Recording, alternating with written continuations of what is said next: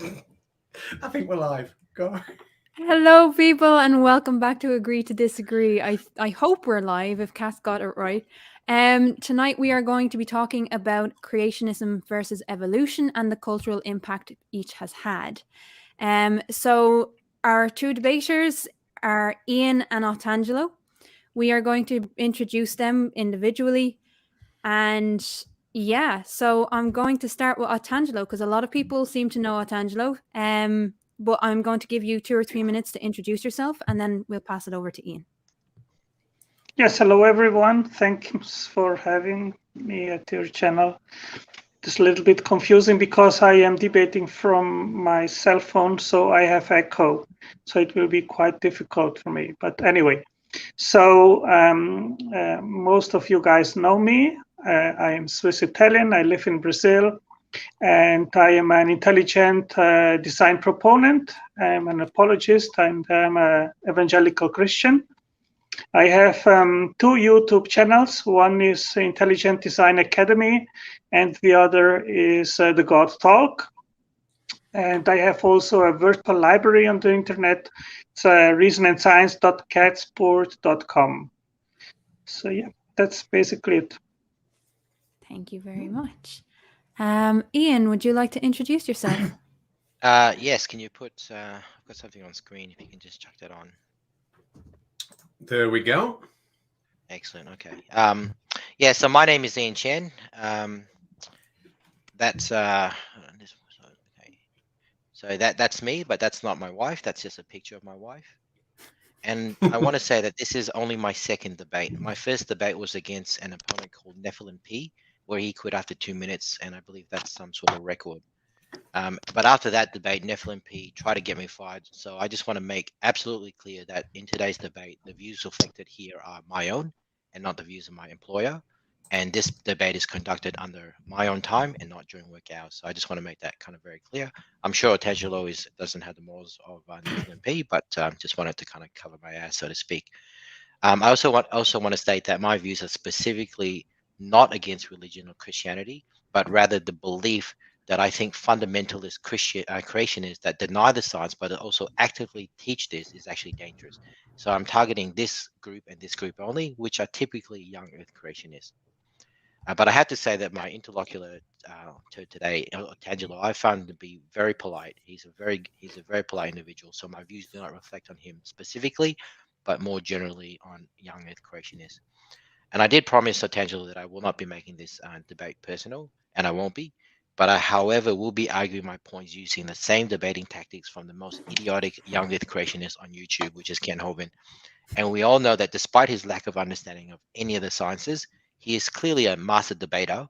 And as the graffiti and the women's toilet at Dinosaur Adventureland attest to, a fair to average cunning linguist. So for the audience out there familiar with Ken Hovind, I hope you enjoy this debate as much as I enjoyed preparing it for you. Lastly, I just want to say I have a PhD in biblical studies from Rockville University, which I purchased for $875. So I'm about as much of a doctor as Ken Hovind is. Finally, I do not have a YouTube channel, but here's a list of channels that I follow. So if you guys are interested in the sciences and especially how you use the sciences to combat and basically debunk young Earth creationists, then I suggest that you follow these guys up here. So that's it for me in the introduction. Brilliant. Lovely jubbly. Yeah, and I just want to thank both the debaters for organising the debate between them, bringing it to us, waking us out of our slumber. My slumber has been all my fault that we'll be gone for a while. I've been extremely busy, but we are back open for business. So I'm going to shill us out. If you have an inkling for a debate, and maybe you've emailed us over the past few weeks and not got a reply, that will be all my fault. But now is the time to strike. If you want to debate, email agree-to-disagree-debates@gmail.com. Leave a comment underneath this video, and we'll get back to you. Reply to any of our videos, or hit me up on Twitter, and we'll get you on. So the two debaters have discussed and agreed prior their own format. There'll be a 12 to 15 minute opening each, then a short 5-minute rebuttal, and then we'll get into the back and forth. Ian, you told us you'd agreed who was going first. Who was that? I'll go first. You're going first. Crafty, is there anything you want to say before I hit the stop clock? Yes, the only thing I want to say is you'll be doing most of the modding, I think. Not that we'll need to mod very much because both speakers are very respectful to one another. If you have any questions, if you have any queries or comments that you really, really want to make, tag agree to disagree. I will be there. Cass will be there. I'll be taking notes of any questions. Obviously, the super chat questions will take precedence, but I want to stress that you do not need to super chat in order to ask a question. We will get to questions and super chats and all of that stuff after the debate. We will not be interrupting the debate halfway through to read out a super chat. So if that's what you think is going to happen, it's not going to happen. So please do tag agree to disagree in your questions. So brilliant. And I will apologise for eating, have my I've been working literally all day. I haven't had time for tea. I'm starving, so I do apologise for chomping in the background, but I need to. So I'll hit the stop clock. Ian, pleasure to have you, and love to see you make your debut on Agree to Disagree. Your time, 12 to 15 minutes, so I just won't let it run over 15, yeah? Yeah. The time starts now. Okay, thanks, guys. Are you sharing my screen? I am now. Wonderful. So the debate topic today is evolution versus creationism, the cultural impacts compared. So I could talk about some of the common arguments, such as how the Bible endorses slavery. And there's a very strong case that can be made that it does, and that fundamentalist Christians like YECs who take the Bible literally will always find ways to justify that slavery is okay, which clearly has led to centuries of abhorrent cruelty that we are still feeling the effects of today. But I won't talk about that. We can also talk about the fact that the Bible says to kill homosexuals, and clearly fundamental Christians like YECs will argue for the killing of gays, like Matt Powell, who believes that air in space near the sun is different. But I won't be focusing on that either today. I could also focus on the recent finds of mass graves of hundreds of children found around churches across the world. I could also mention the fact that there are hatred groups such as white supremacist organizations like the KKK who are all fundamentalist Christians. But I won't be focusing on any of that on today's topic. I'll be focusing on the one big point, the point that I think is topical in the world today, and the reason why many atheists such as myself abhor fundamentalist Christians, and that is the sexual crimes against children and women today. And that will be the bulk of my focus today when I talk about the cultural impacts and its impacts on how we feel the world today. So the way I'm going to argue my points is I'm going to be showing statistics and documented evidence. Now, they are going to be based primarily on the US because I do feel that the audiences that are YECs today are probably based in the US, but I will have some smattering of data that I found recently just on Brazil, just to make it kind of relevant to Otangelo. I will also be providing written testimony, and I will be quoting biblical verses to support what I'm saying as well, which is essentially using Ken Hovind's own evidence against himself. But mostly I'll be using humor. This is a very topical kind of topic, and I'll be using kind of humor to kind of, I guess, discuss what is really a very sensitive topic. But firstly, I want to talk about religiosity in the US and the federal prison population. So from a 2013 study that was carried out by the Federal Bureau of Prisons in the USA, we can see that amongst prisoners in the federal prison, 99.9% of federal inmates are religious, of which the bulk of them are actually Christians. Only 0.1% of them are actually atheists. Now, if we kind of look at the kind of percentage of atheism within the USA at the same time, you'll see that that's around 3%. So that's a very interesting stat. But what I really want to point out is that 3% of the United States are atheists, but they only make up 0.1% of the federal prison population. Now, I kind of want to compare this to Australia here a little bit, which is kind of where I'm from. Now, in the USA, approximately 700 out of 100,000 of the population are incarcerated. The equivalent of this in Australia is about 218 out of 100,000 people. Now, let's look at the atheist kind of percentages. In the USA, it's about 4% of the population that are atheists. In Australia, this is 30.1%. And if I were to look at these statistics, I can't help but kind of conclude that there's a correlation. I didn't say causation, a correlation that seems to suggest that the higher proportion of atheists in the country seems to make them less likely to commit federal crimes. I did kind of spend an hour before this debate looking at what this stat looks like in Brazil, and no surprise, it sits exactly in the middle. Brazil has 12.1% of its population that are agnostic or identify themselves as agnostic or atheist. And surprise, surprise, it's about 381 out of 100,000 people that are incarcerated. So there's 3 data points there that seems to support a correlation that high atheism in the country leads to lower federal crimes, or at least definitely prisoners that have committed federal crimes. Now, the next few examples I'm going to give, I'm going to use a bit of humor and also use Ken Hovind's debating tactics against him to kind of highlight my points. So I want to talk about Ted Haggard. Now, Ted Haggard was one of the biggest evangelical pastors in the early 2000s. He preached against homosexual behavior and lobbied strongly for family values and always ranting about premarital sex and adultery. In November 2006, the Denver Police Department got a tip and they surrounded a hotel room and they smashed the door open. And what they found inside that room was a naked teenage male on his knees in front of a naked, shocked Ted Haggard, who was found flash frozen in the upright position. So clearly, Pastor Ted here loved to smoke both the glass pipe and the fleshy pipe.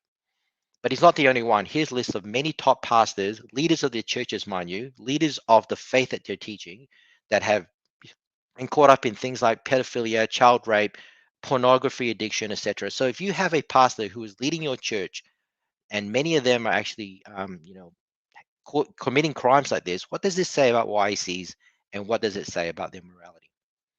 Another example I want to give today is what I call the open position.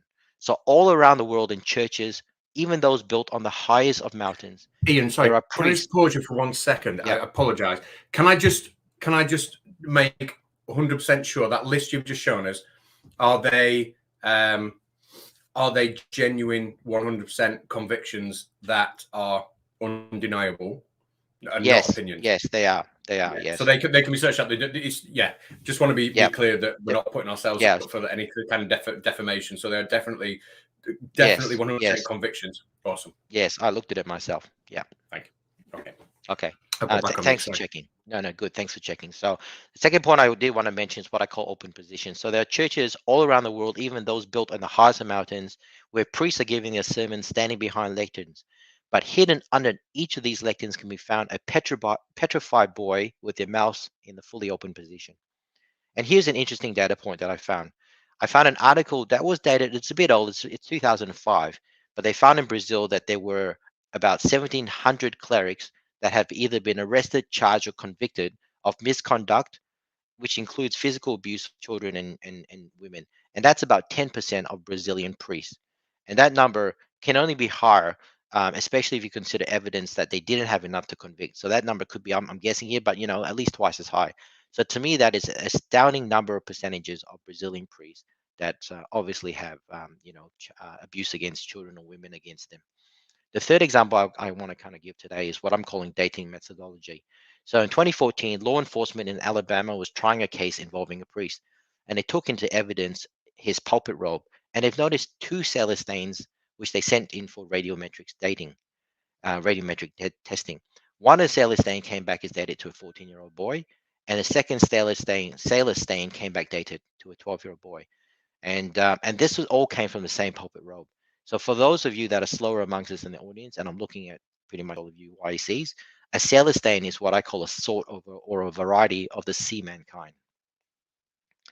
So the next thing I kind of want to bring up is what I call words and paper. YECs love to quote from the Bible to support their claim. It's something that Ken Hovind always does. But to me, this is just words and paper. It means nothing. It is not. You can't quote a Bible passages or any words and paper to support any claim that you make. But I've got a few words and paper claims of my own that I'd like to read out. The first one comes from the Second Adventures of Peter Rabbit, chapter 3, or what I call 2 Peter 3. Knowing this first, there will come in the early turn of the millennium scoffers of science who, walking after their own lusts, are willingly ignorant of science and logic. And this passage predicts that in a new millennium, which we are now, there will be science deniers that will willingly ignore science because of their own lust. The second kind of words and paper I want to quote is from the movie Spartacus, Act 1, Scene 2, otherwise known as Romans 1:21-22. Because that, when they say they know science, they glorify stupidity. Neither were seekers of knowledge, but became vain in their imagination of knowledge, and their foolish brain was darkened. Professing themselves to be wise as science, they became fools. Basically, this exemplifies all young Earth creationists and how they think they know the science better than the PhDs or experts within that field itself. So, and this is what I kind of call the Dunning-Kruger effect, which we have key members of the group, including Nephilim P, standing for truth, and his entire team, and of course Ken Hovind himself. And lastly, I want to quote from an interview from Matthew McConaughey, dated the 6th of April 2019, also known as Matthew 19:4-6. Have you not read that in the beginning of any news article in science in a clickbait is a clickbait headline and not the actual source scientific paper? And what the scientists have written in peer review, let not a creationist misrepresent and lie about. And basically the point here I'm trying to make is that young earth creationists always misrepresent scientific papers. They do not have the ability to read anything past the headline or even the paper abstract at best. Now, I'm pretty sure that in this debate, Otangelo will probably talk about evolution leads to atheism, and possibly atheism leads to no moral standards at all. So I kind of want to point out that YEC's always used the Ten Commandments as a moral kind of framework. But there are two Ten Commandments. So which Ten Commandments are we talking about? And Ken Holman likes to point out that the second Ten Commandments, which kind of replaced the first one, God physically himself used his finger to kind of carpet a rock. It's also the Ten Commandments that's actually put in the Ark of the Covenant, and this is repeated and reinforced in the book of Deuteronomy. So I put it to the audience that the second Ten Commandments is the one that supersedes the first one, which is the one that everyone recognizes. Now, if you look closer at the second commandment, forget the fact that it relegates females as a list of possessions such as oxen, cattle, and slaves. There's clearly a lack of morality here. There is, for example, no golden rule such as treat others how you want to be treated. And I could write a better Ten Commandments than this. I could write something that says, "Thou shalt not rape, thou shalt not murder, thou shalt not steal, thou shalt not, have slavery." I could even put in a simple commandment that should say, "Thou shalt always wash their hands," thereby saving hundreds of millions of lives throughout history. So clearly, if this is the kind of moral standard that YCs look to as morality, I could do a better job than this. And a couple more slides to go. I've always wondered why there's a lot of Christian sex cults around. And then I realized that, well, that's because the Bible explicitly endorses sex. And I will refer here to Luke 7:36-50. Look, there's a lot of text here, so I'm not going to read out this, but the summary of this kind of goes something like this. Jesus went to the Pharisee's house to have a meal with him. A prostitute saw Jesus, came to meet him. The crying prostitute washed Jesus' feet with her tears, dried it with her hair, and kissed his feet. Then Jesus forgave her sins. Now, in Hebrew, we all know that feet is a euphemism for penis. So, as is kind of clear in the story of Ruth in the Bible. So let's read this passage correctly. Jesus went to see a prostitute. We know that feet is a euphemism for penis. So what actually happened was a prostitute lubricated Jesus' phallus with her tears, gave him a hand job, and Jesus had a hair fetish, and the prostitute then gave Jesus a blowjob. So that to me is, I think, clear indication that the passage, that the Bible itself endorses sex and explains why there are many Christian sex cults around. And especially that there's a couple of two key takeouts here. One is sex is good, especially with prostitutes, which kind of explains to me why Nephilim P has his penchant for San Francisco prostitutes or escorts. But the most important thing, and the note here that I think all men should probably take from this passage, is that Jesus let the women come before him. So that I think is absolutely key. So in summary, there are 4 reasons why people are YCs and why YCs are dangerous, leading to, I think, quite a bad cultural turn of events in the world today. One is it's always about sex, and that's led to kind of sex crimes against children and women. They want to commit crimes and they feel justified in doing so, and that to me is an explanation as why there are a lot of religious people in federal prisons today. It's about money. It's about greed. If you look at all those top pastors and the list that we kind of mentioned earlier, a lot of them, had jet-setting lifestyles, taking donations from their flock. So it's all about money and greed. And lastly, unfortunately, they're uneducated, they're gullible, or they suffer from the Dunning-Kruger. And that pretty much concludes my opening statement. Though I did have a thought, though. I do kind of wonder why many young earth creationists act and talk very poorly. And then it occurred to me that God created man from clay and breathed the breath of life into him. Now we know that a fart is essential to life. So at best, if you don't fart, you're going to get a mild discomfort, and in some very rare circumstances can lead to death. So I believe if you believe that you came from dirt and God farted in your face, then it's no surprise that you act like shit and you talk like shit. So let me just end my presentation with a last slide that further evidences sex in Christianity. Thank you. Right. That is probably the standout. Going to be a standout opening statement on Agree to Disagree. I think certainly the chat found that very, very interesting from both sides. Thank you so much, Ian, for that. I put a lot of work into it. Otangelo, how's the microphone issue? Can we hear you, mate?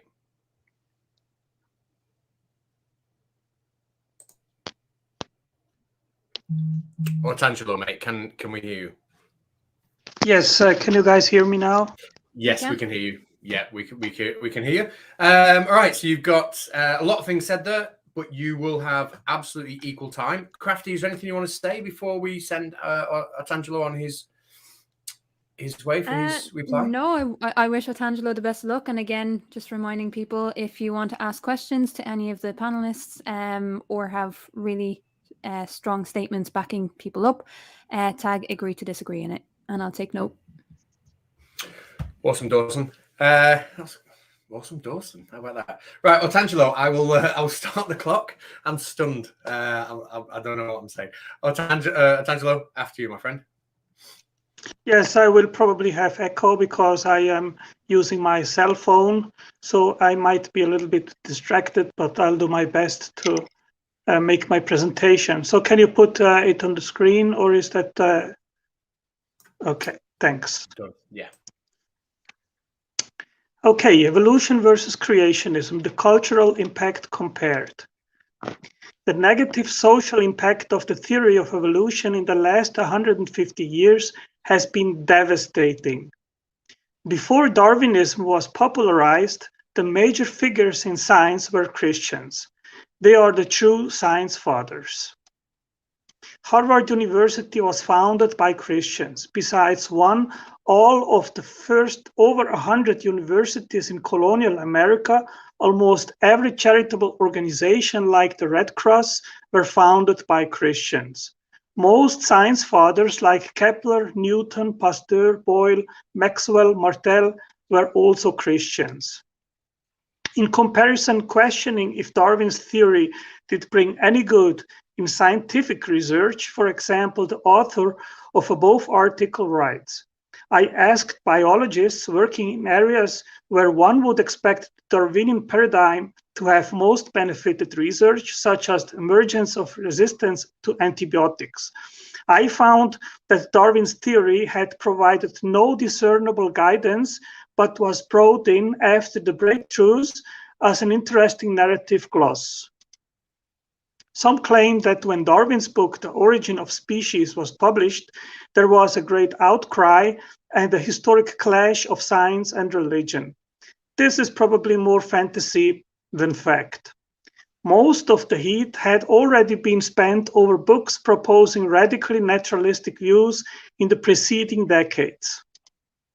But it was Darwin's theory that paved the way to introduce philosophical naturalism into science. In the second half of the 19th century, Thomas Huxley and members of the group called the X Club effectively hijacked science to promote materialism, which is the philosophy that everything we see is purely the result of natural processes apart from the action of any kind of God, and hence science can only permit natural explanations. Huxley was a personal friend of Darwin and aggressively fought the battle for him. Wikipedia has an interesting article worth reading titled X Club. It reveals a lot about the attitudes, beliefs, and goals of this group. They succeeded in this until today. As such, they placed personal philosophical preferences above creating an honest philosophical framework around science. Rosacek, an American academic, brought it to the point. The irony is devastating. The main purpose of Darwinism was to drive every last trace of an incredible God from biology. But the theory replaces God with an even more incredible deity, omnipotent chance. When the hand of the creator was replaced in the explanatory scheme by natural selection, it permitted incorporating most of the natural theology literature on living organisms almost unchanged into evolutionary biology. Natural selection became a modernized hand of God. There is a distinction between operational and historical science. Operational science is about how things work or operate in the natural world. Historical science is about how things came to be, emerge, or develop in the past. These are distinct and different questions. While it is justified to limit possible explanations related to how things work to methodological naturalism, since things operate in nature normally without supernatural intervention, in regards of origins and history, there is no justification to do so. While random, unguided natural events are a possible explanation of origins, so is intelligent design. There is nothing logically invalid that makes it impossible that an intelligent causal agency created the world. Therefore, nothing justifies to exclude the proposition of intelligent design as a permissible explanation in science when it comes to elucidate historical events. It is true that many try to reconcile the Bible with the theory of evolution, but it is also true that many take Darwin's theory as a justification and pretext to refute creationism, as the article in New Scientist above claims. What evolutionary theory has done remarkably effectively is to prove there is no requirement to invoke any kind of deity to explain the wonderful diversity of life on Earth. Prior to 1859, the diversity and intricacy of life were often cited as evidence for the existence of God. And Richard Dawkins claimed, although atheism might have been logically tenable before Darwin, Darwin made it possible to be an intellectually fulfilled atheist. A consequence of the evolutionary perspective was to highlight racial differences and to prove the inferiority of those that are phenotypically different. Biological arguments for racism may have been common before 1859, but they increased by orders of magnitude following the acceptance of evolutionary theory. Darwin himself thought of certain groups of dark-skinned people as closer to apes than their white counterparts. The drawing trees of life led Haeckel into believing in the evolution of a Germanic super race. He wrote, "If one must draw the sharp boundary, it has to be drawn between the most highly developed and civilized man on one hand and the rudest savages on the other, and the latter have to be classed with the animals." A sad consequence of scientific racism based on the theory of evolution was that thousands of indigenous people were put on public display in America in the early decades of the 20th century. Often touted as missing links between man and apes, these natives were harassed and demeaned.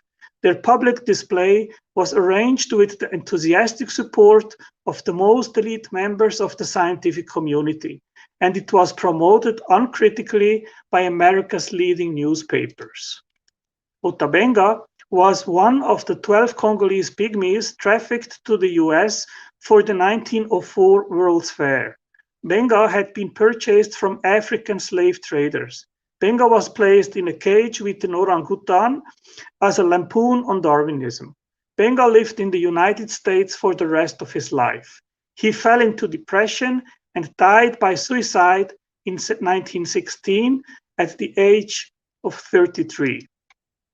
The same happened in Europe, where people came to visit humans locked up in cages, exhibited in front of a large audience in zoos. In the picture, a mother and her child are being displayed at the Negro village in Germany, where Darwinism was widely accepted. A major circus attraction for decades was the display of deformed humans, who were widely advertised as Darwin's missing links, man-monkeys, ape-man, or ape-woman. These made it deceitfully appear to be convincing ape-human links as required by Darwin's theory. Many advocates of evolution, including Darwin, also thought that women are biologically inferior to man. Gustave Le Bon, a French interested in anthropology, wrote in 1879, "In the most intelligent races are a large number of women whose brains are closer in size to those of gorillas than to the most developed male brains. This inferiority is so obvious that no one can contest it for a moment. Only its degree is worth discussion. Women represent the most inferior forms of human evolution and are closer to children and savages than to an adult civilized man. Eugenics comes from the Greek roots and means good birth. It involves applying principles of genetics and heredity for the purpose of improving the human race. It is a name that was coined in 1883 by a British scientist, Francis Galton, who, influenced by Charles Darwin's theory of natural selection, was the first to apply a version of Darwin's theory of survival of the fittest to humans. He believed that breeding humans with superior mental and physical traits was essential to the well-being of society as a whole. He wrote, "Eugenics is the science which deals with all influences which improve the inborn qualities of a race, also with those which develop them to the utmost advantage." By World War II, programs in the United States had sterilized approximately 60,000 persons. Eugenics evokes myriads of horrors, including its association with forced sterilization, American racism, and Nazism. In 1907, the Eugenics Education Society was founded in Britain to campaign for sterilization and marriage restrictions for the weak to prevent the degeneration of Britain's population. The historical evidence is overwhelming that human evolution was an integral part of Nazi racial ideology. It held a prominent place in the Nazi school curriculum and in training courses in the Nazi worldview. Nazi officials and SS anthropologists agreed that humans, including the Nordic race, had evolved from primates. The superior pure races would prevail over the mixed inferior ones. The Jews were not just a religious community, but biologically different from other races. The Aryan race had evolved to a higher level of intelligence than other races, in large part because they had faced what biologists today would call greater selective pressure. The aim of the Nazis was to create a perfect society through the application of scientific knowledge. Materialist reformers advocated coercive government programs that falsely promised to create heaven on earth. The rising influence of Darwinism, eugenics, and race theory in the early 20th century set the foundation for the Nazis to engineer a German master race and exterminating Jews, Gypsies, Blacks, Slavs in the madness of the Holocaust. In formulating his racial ideas, Hitler relied heavily on Darwinism. The superior race belief was based on the theory of racial inequality within species, a major presumption and requirement of Darwin's original survival of the fittest theory. The Darwinian underpinnings of Nazi racial ideology are obvious. Hitler's chapter on nation and race in Mein Kampf discusses the racial struggle for existence in clear Darwinian terms. Darwinism by itself did not produce the Holocaust, but without Darwinism, neither Hitler nor the Nazi followers would have had the necessary scientific underpinnings to convince themselves and their collaborators that one of the world's greatest atrocities was really morally praiseworthy. The effect on social Darwinism, eugenics, and anti-Semitism. Sorry, you've got one more minute, mate. One more minute. And their acceptance in the scientific and medical communities of Germany and many other countries worldwide opened the door to medical experimentation and mass murder. The philosophy culminated in the final solution, the extermination of 6 million Jews and over 5 million Poles and others who belonged to what German scientists judged were inferior races, including Slavs and Gypsies. But after all, what is the value of meaning of human life if we are just a byproduct of stars? If there is no God, then man and the universe are doomed, like prisoners condemned to death. We await our unavoidable execution. There is no God and there is no immortality. And what is the consequence of this? It means that life itself is absurd. It means that the life we have is without ultimate significance, value, or purpose. Jeffrey Dahmer said, if a person doesn't think there is a God to be accountable to, then what's the point of trying to modify your behavior to keep it within acceptable ranges? That's how I thought anyway. I always believed the theory of evolution as truth, that we all just come from the slime. When we died, there is nothing. Naturalism cannot ground and explain fundamentally anything, in special not the meaning of life and objective moral values. If naturalism and evolution is true, then from stardust we came and to stardust we go. And what is in between, if we lived like a jerk or like a saint, nobody will remember. But if theism, creationism, and Christianity is true, then we have a loving Heavenly Father who created us for a reason, to be part of His family. Our purpose is simple and elegant: to love God, love others, and to be loved by Him. Pretty much done on time there, Otangelo. I'll give you no. Oh no, you're done. You're done. Can I just? I'm going to pass you to Crafty in a minute. I just want to make a massive apology. While it was in the middle of that, I saw Mr. Andra in the comment section make a comment that he saw an ad, and I've got a feeling that a few of you might have seen an ad, and I really want to apologize. That's probably my fault. There's a button that's appeared on the software for streaming, and it's like an ad button. I just assumed that if I clicked it, that meant that when the whole thing rendered, there would be an ad kind of like in that place, and I was going to click it every half hour. But it turns out that obviously as soon as I clicked it, everyone's seen an ad. So I really, really apologize for that. I will not click it anymore. I'll just put the ads in post video. So that's my fault, Mr. Andrew. I didn't realize it would do that. Sorry. Crafty, you did nothing wrong, so I'm going to pass over to you. What do you mean I did nothing wrong? I always do something wrong. No, thank you both. Both for sticking on time and for being respectful to each other. Very, very interesting discussion. And I want to remind people that this discussion that we're having is about the cultural impact of both evolution and creationism, and that's why you see the arguments phrased in the way they are. I also want to thank Bridge the Divide for the super chats. They will be read during the question and answer session. So, thank you. Yeah. Sorry, I wasn't interrupting. I was just thanking him also. Okay, I'm going to pause the clock. You did come to us with a great structure. We're now doing the rebuttals, and Ian, if I've read your structure right, you're the first for a 5-minute rebuttal. Is that okay? Yeah, that's fine. Can you guys hear me? I can hear you.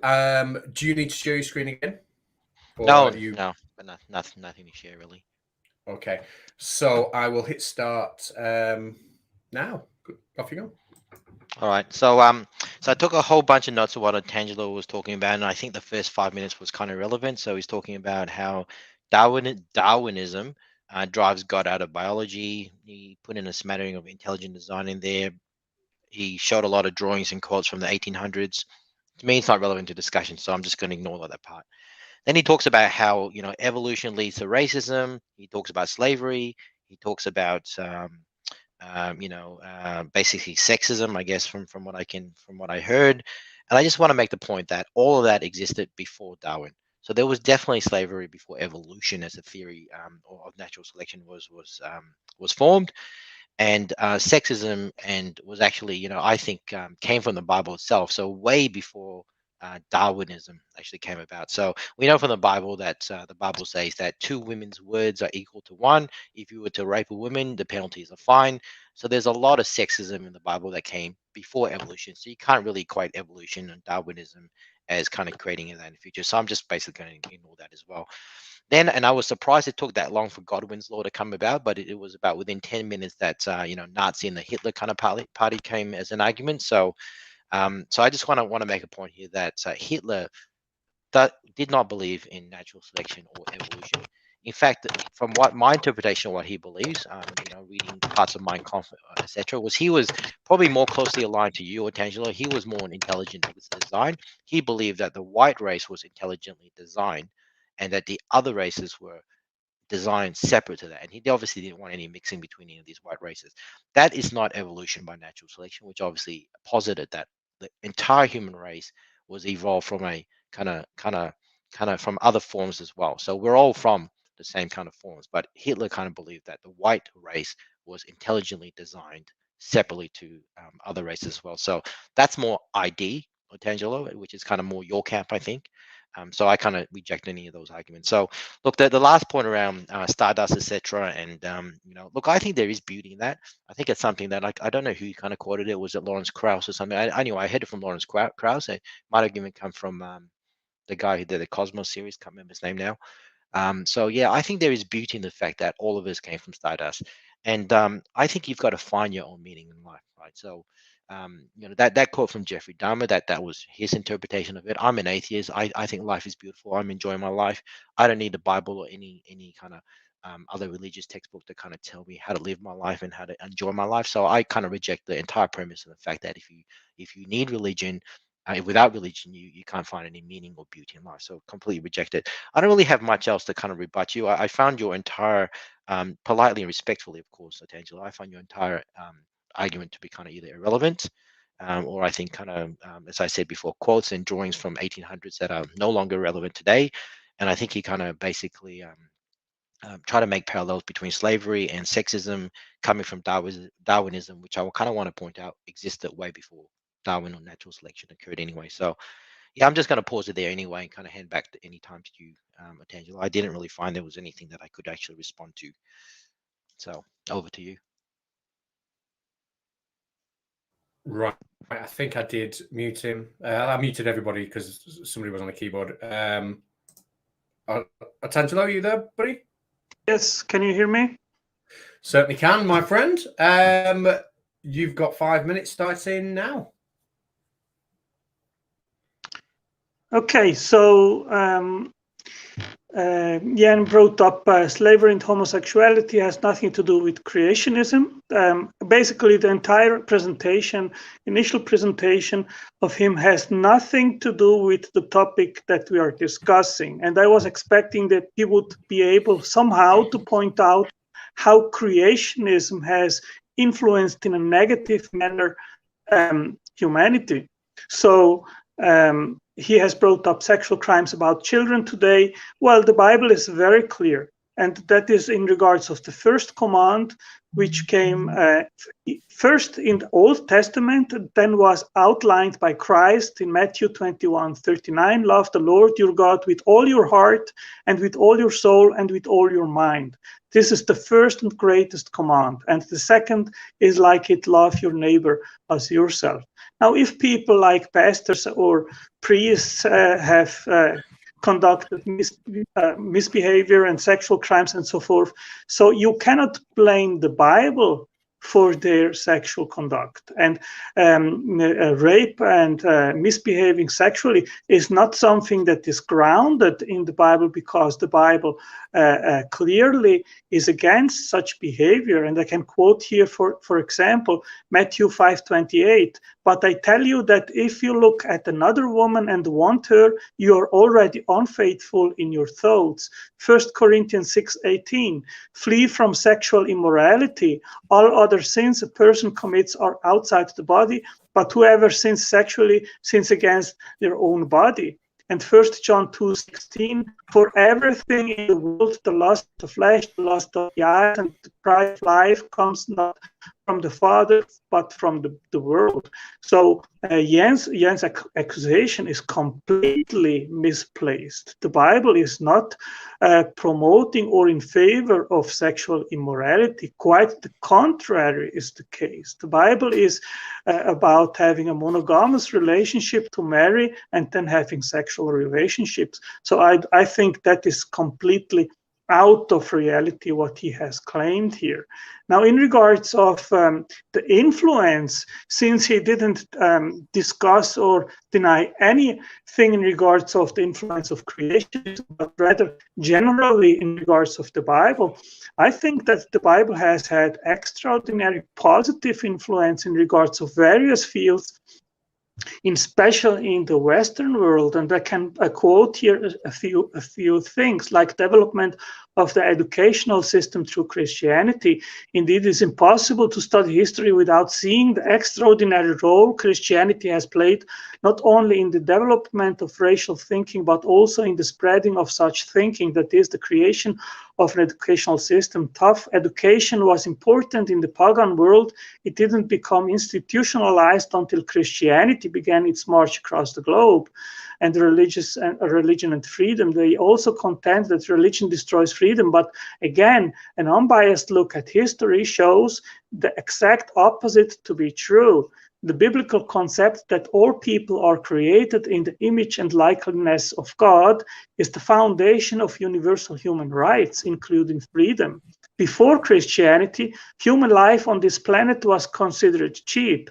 Infanticide was not only common but applauded. Newborn children were routinely abandoned on the hillside, left to starve or to freeze to death, or they were killed outright through drowning, especially if they were baby girls. And humans are moral agents. Christianity emphasizes the fact that we are moral agents. God has freely created us in his own image, and he has given us the power to take part in his sublime act of creation by being architects of our own lives.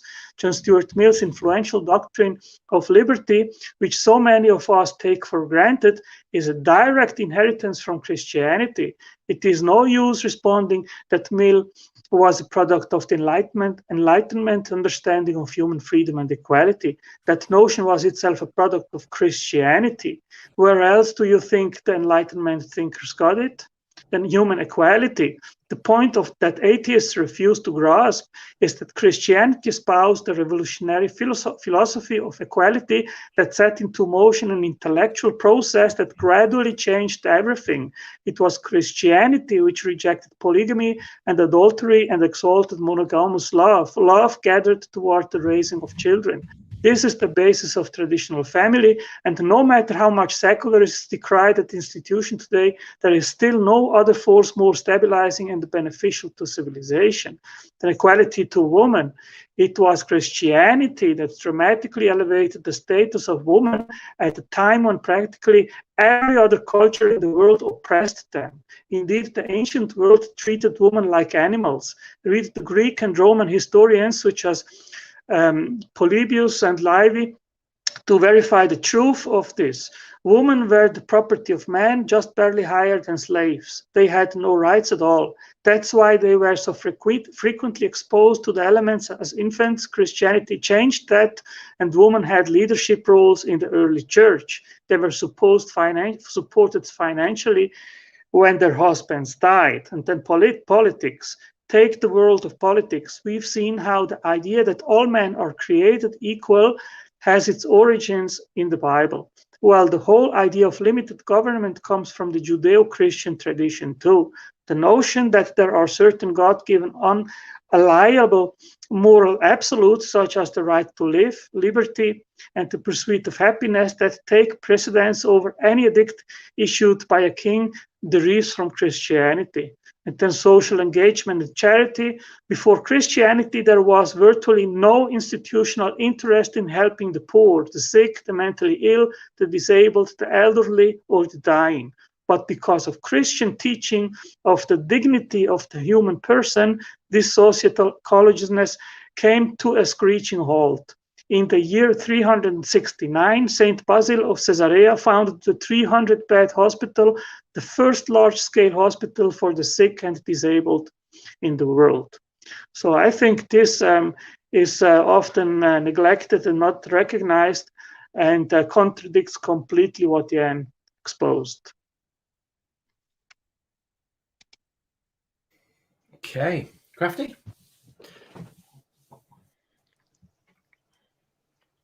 No, I'm no. muted. I'm muted. I'm concentrating on the chat, but thank you.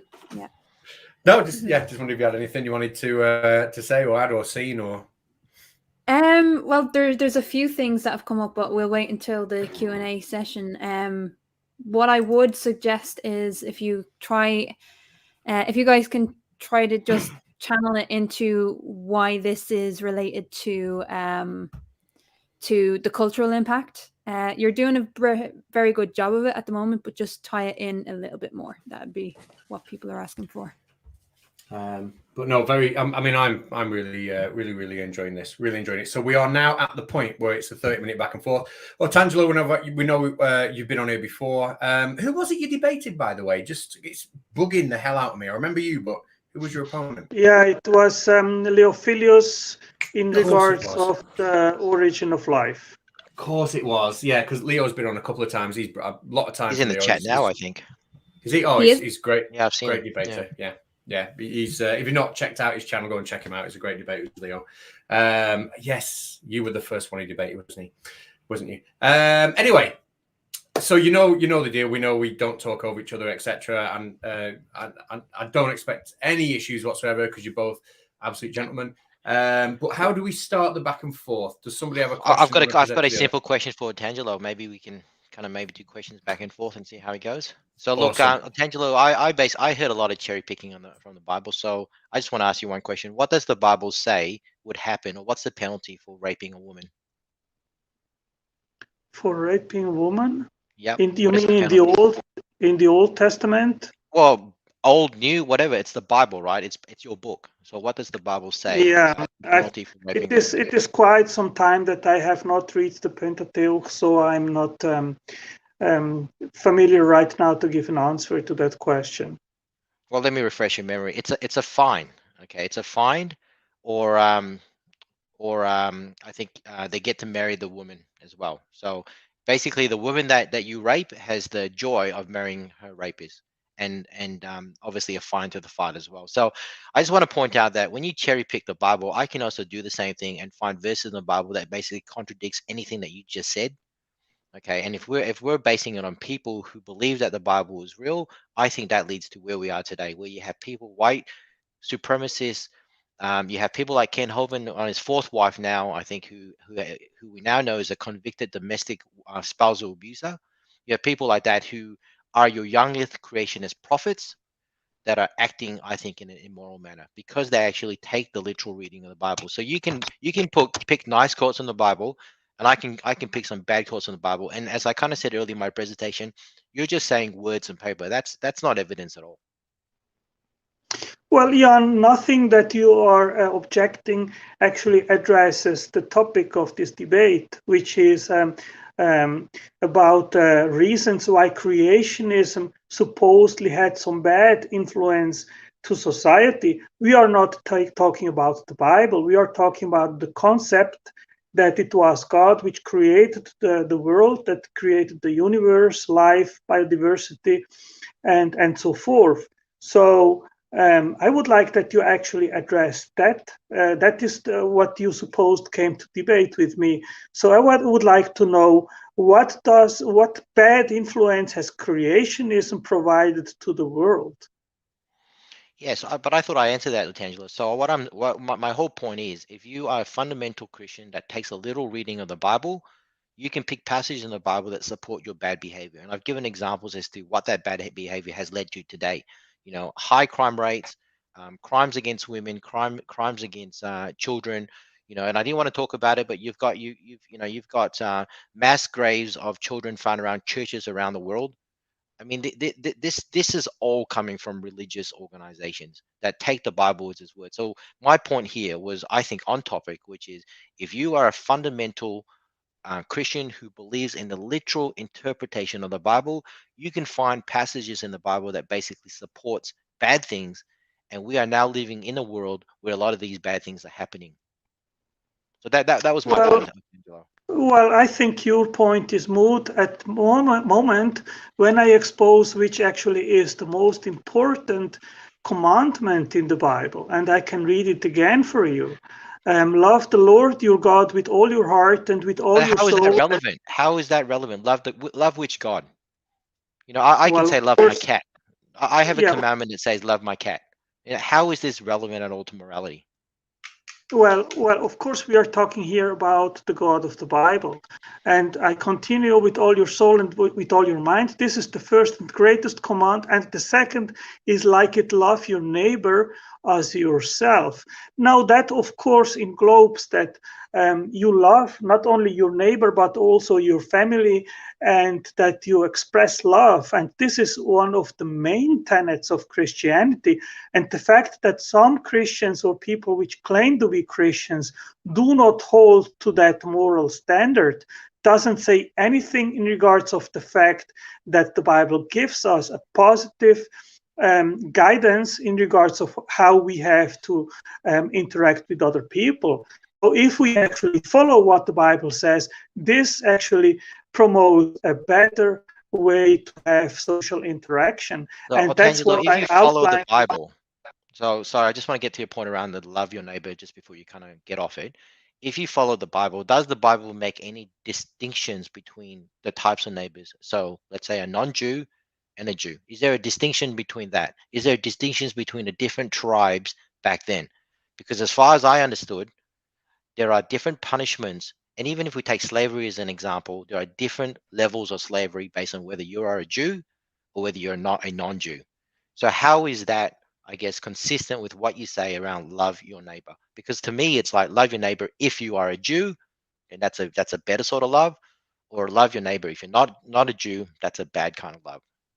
Yeah, How of would you course, explain that? these social commands, they were given to the Jews, to the Israelites in the Old Testament. And when the New Testament actually came into place, these commands of social interactions, they were basically removed. So But they where does have it no say that in the relevance Bible, to us Otangelo? Did not anymore. Jesus come? Did not Jesus himself say that he did not come to change any of the old ways at all, but to reinforce it?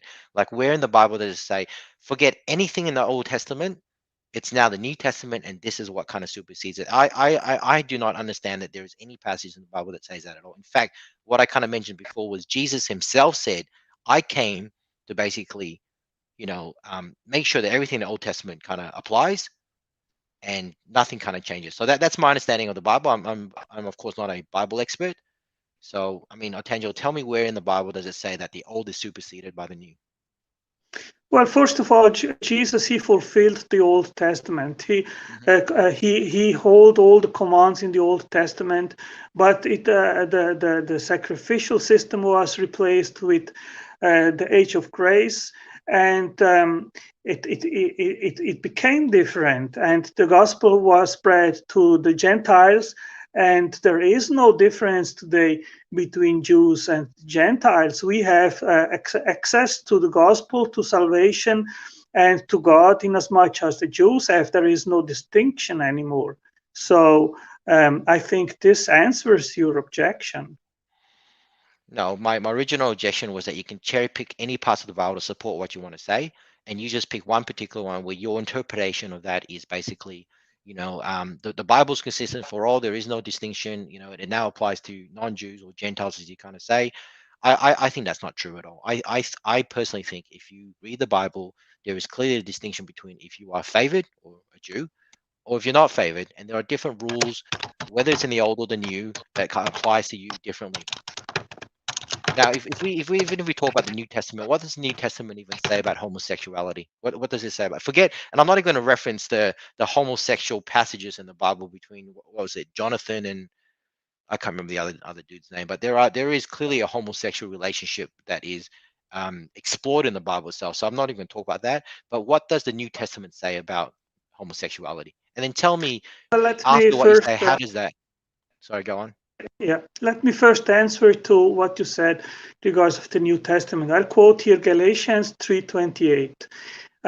There is neither Jew nor Greek, slave nor free, male nor female, for you are all one in Jesus Christ. Okay, so this directly refutes what you said. We are one body in Christ. There is no distinction between Jew and Gentile. Okay, so there is a distinction now between those which are part of the family of Christ, which received Christ as Lord and Savior, and those which reject the grace offered for salvation. That is the distinction which the New Testament makes, but it doesn't make a distinction between Jew, Negro, white, black, Indian, or whatever. Okay, right. So bring it back to the topic around cultural impact today. do you not agree, or do you agree that we are seeing a rise of hatred type groups in the world today? So we've seen this with Trump in America. You've got, you know, the rise of the Proud Boys movements. You've got white supremacist group KKK, etc. So if I'm relating this back to cultural impacts that we're seeing today, all of those organizations are fundamental Christian organizations. So I'm listening to what you're saying, then I'm seeing the evidence with my own eyes about, you know, on growth of white supremacist kind of groups, and I just don't see an alignment between what you're saying and what I'm seeing as the growth of, you know, very highly racist groups like them. So surely they're reading from the same Bible, right? Or are you telling me that they're quoting parts of the Bible or misunderstanding the Bible? Because they will tell you themselves that they are a fundamental Christian organization. Yeah, you know, Jan, you mentioned the Ku Klux Klan. The thing is that the Darwinian comparison of blacks with monkeys was a common theme in the Ku Klux Klan's speeches and literature. So actually, a Darwinian evolution was a big helper, let's say, in But regards for Darwinian them. evolution says we all came from a common ancestor. Okay, it's not. It doesn't say that a black person came from a different common ancestor than a white person. Yeah, It says but we all came if from you the. listened carefully, in my introduction, I explained how it promoted actually the notion that blacks were inferior to whites and that the women were inferior to man. You know, So you're so saying Darwin's theory of natural selection actually says that women are inferior to men and black people are inferior to white people. Is that what you're saying? Because I promise you, it does not say that at all. That is an well, interpretation that a white fundamentalist Christian organization has put onto it. That is not a Darwinian interpretation. in my introduction, I told you what Darwin thought about. Uh, Women, and also the influence that it had to others, which regarded women as inferior, evolutionary speaking, than men. Yeah, and I kind of, as I said in my kind of rebuttal, that all of that existed before Darwinism.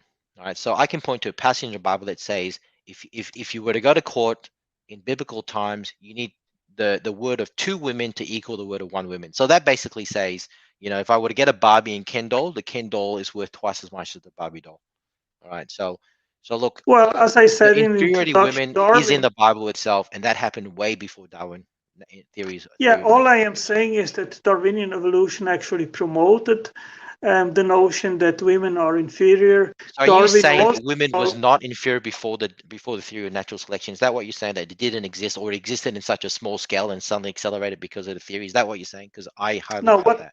What I am saying is that also Darwin thought that women are biologically inferior to man, and it had actually influence to others. Like I in the introduction, I quoted Gustave Le Bon.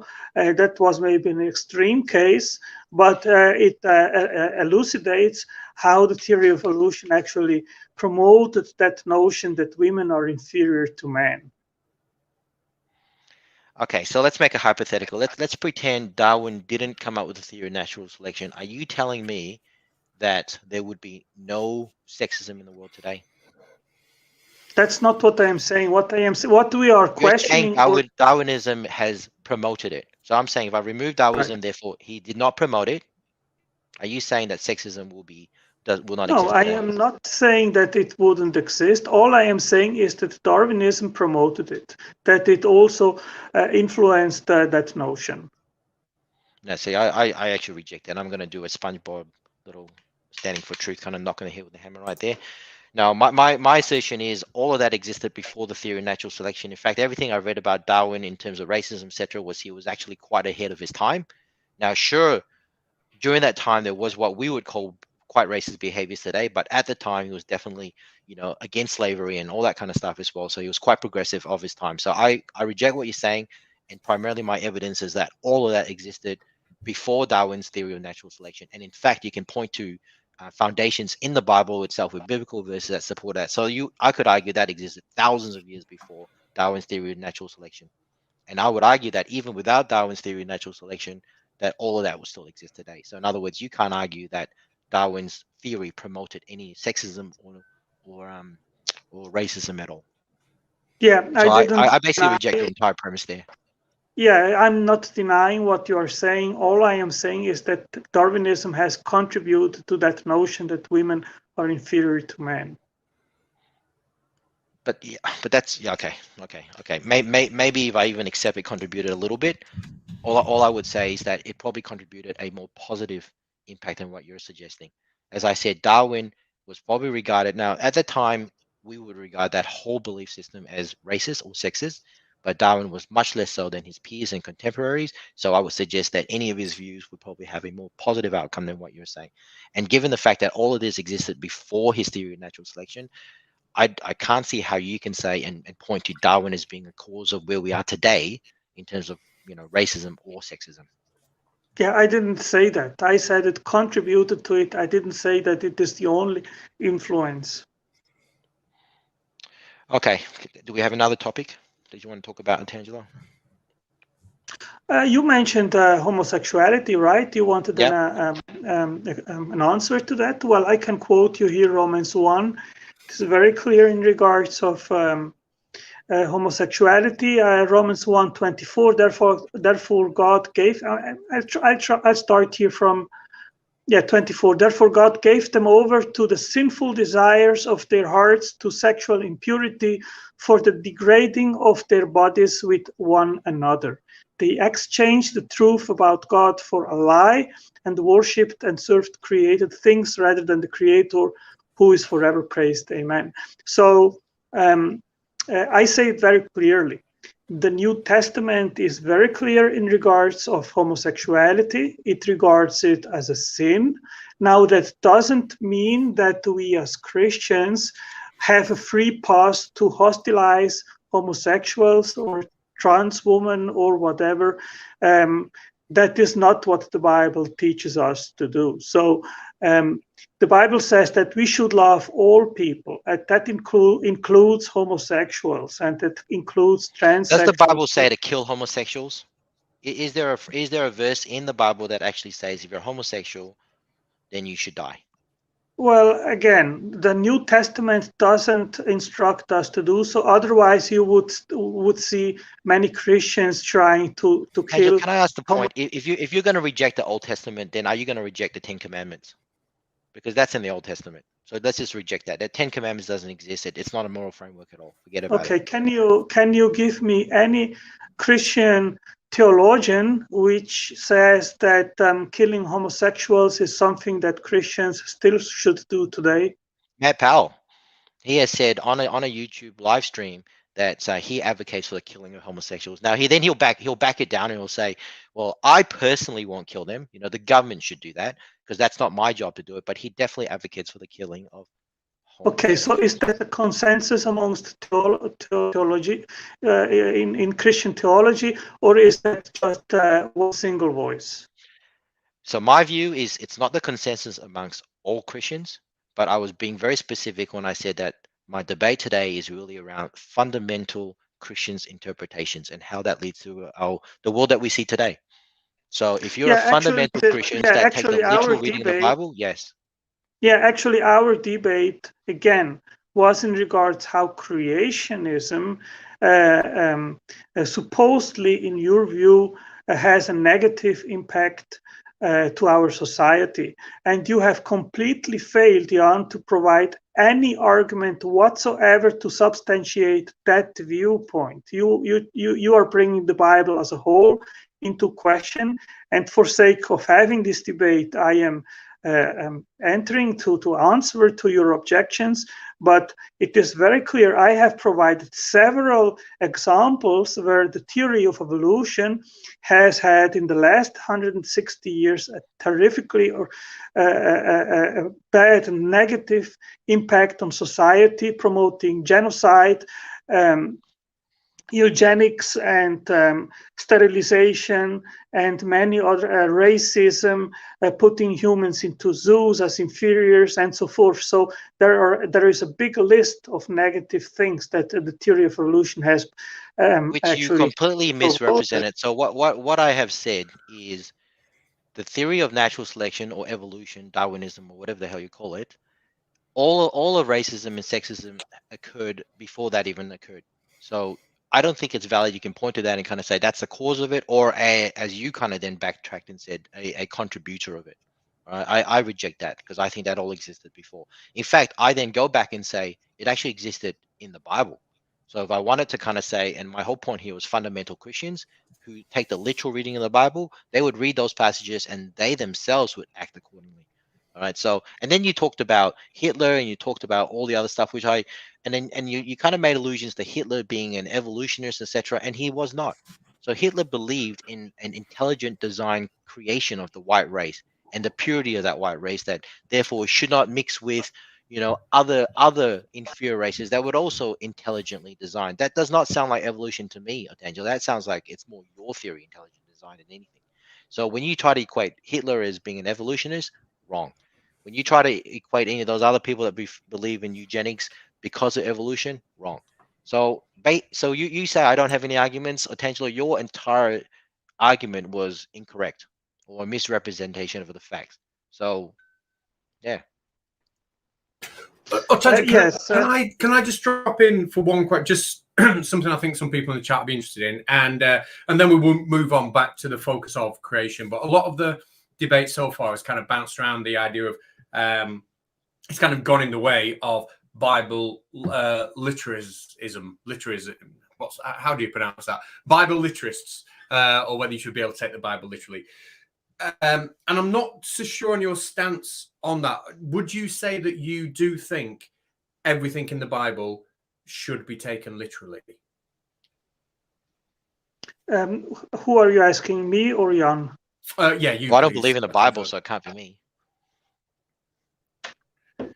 Well, I think the Bible has to be interpreted, and that's what theology is for. So I said it very clearly. The main command in the New Testament is that we love each other, and that has brought forward all the positive influence which I have mentioned before. So I think Jan has no point. And again, I agree with Jan that before the theory of evolution was introduced by Darwin, of course, there was sexism, there was feminism, there was misogyny, there was all these negative things. All I am saying is that theory of evolution has actually contributed and improved all these things. Cool. So for anyone in the chat who wasn't sure, then I'm going to pass you straight back to Ian. And believe me, I'm not trying to get involved in the debate. I'm just trying to define stances. So you are not a Bible literalist. You do not think the Bible should be taken literally. You think it should be interpreted in different ways. Fine, absolutely brilliant. I'll pass you back to Ian. And but that's the key. That's the key word there.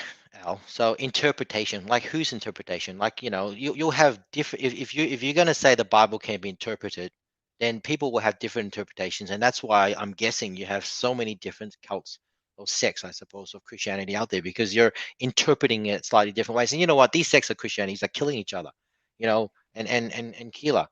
What happened with Ireland, and the wars that kind of occurred in the 70s and early 80s there. I mean, that's all, as I understood it, based on interpretations of the Bible. So, Otangelo, if you're going to argue it's an interpretation, then why would we bother with the Bible as being any sort of moral standards at all? Isn't it just what we think is the correct moral standards or the correct way to behave? I think if you take the 10 Commandments, they are very clear. If it says you should not kill. Didn't you just say that the New Testament just basically erased the whole Old Testament, and the 10 Commandments were in the Old Testament, so let's forget about it? So, like, at what point are you going to pick and choose what you want to say, Otangelo? Does the New Testament override the Old Testament, or is it only overriding parts of it? And then is that parts of it based on your interpretation? How do I know what you're saying is correct, Otangelo, now if it's based on interpretation? Yeah, there are social rules in the Old Testament which are not applied anymore today, but there are general moral commands which are simply general, and they have never been removed. And if you take the first command, it englobes all these things which are in the 10 Commandments, that you should not steal, that you should not kill, that you should not invade, and so forth. So thou shall not rape. Where is that in the Bible? Thou shall not kitty fiddle. Where is that in the Bible? Okay, so if you rape someone, Are you following Christ's first command to love your next? Yes or no? I'm guessing that's a rhetorical. You tell me. Of course not. I mean, loving someone doesn't mean that you have the freedom to go and rape that person, right? So what do you think that would be quite a key thing to put in the Ten Commandments? Why is the Ten Commandments the first four? Actually, as I said earlier, which commandments are you talking about? I'm guessing you're referring to the one everyone thinks is the most popular, the first commandment. But wasn't that destroyed and replaced with second commandments, which I then showed had nothing of what you kind of said in there? Nothing about thou shalt not murder, thou shalt not rape, thou shalt not, steal. Nothing of that's in the second commandment. And that second commandment is what appears, or what was put into the Ark of the Covenant. So to me, that means it supersedes the first one. So you're talking about the first one, which I know everyone knows about.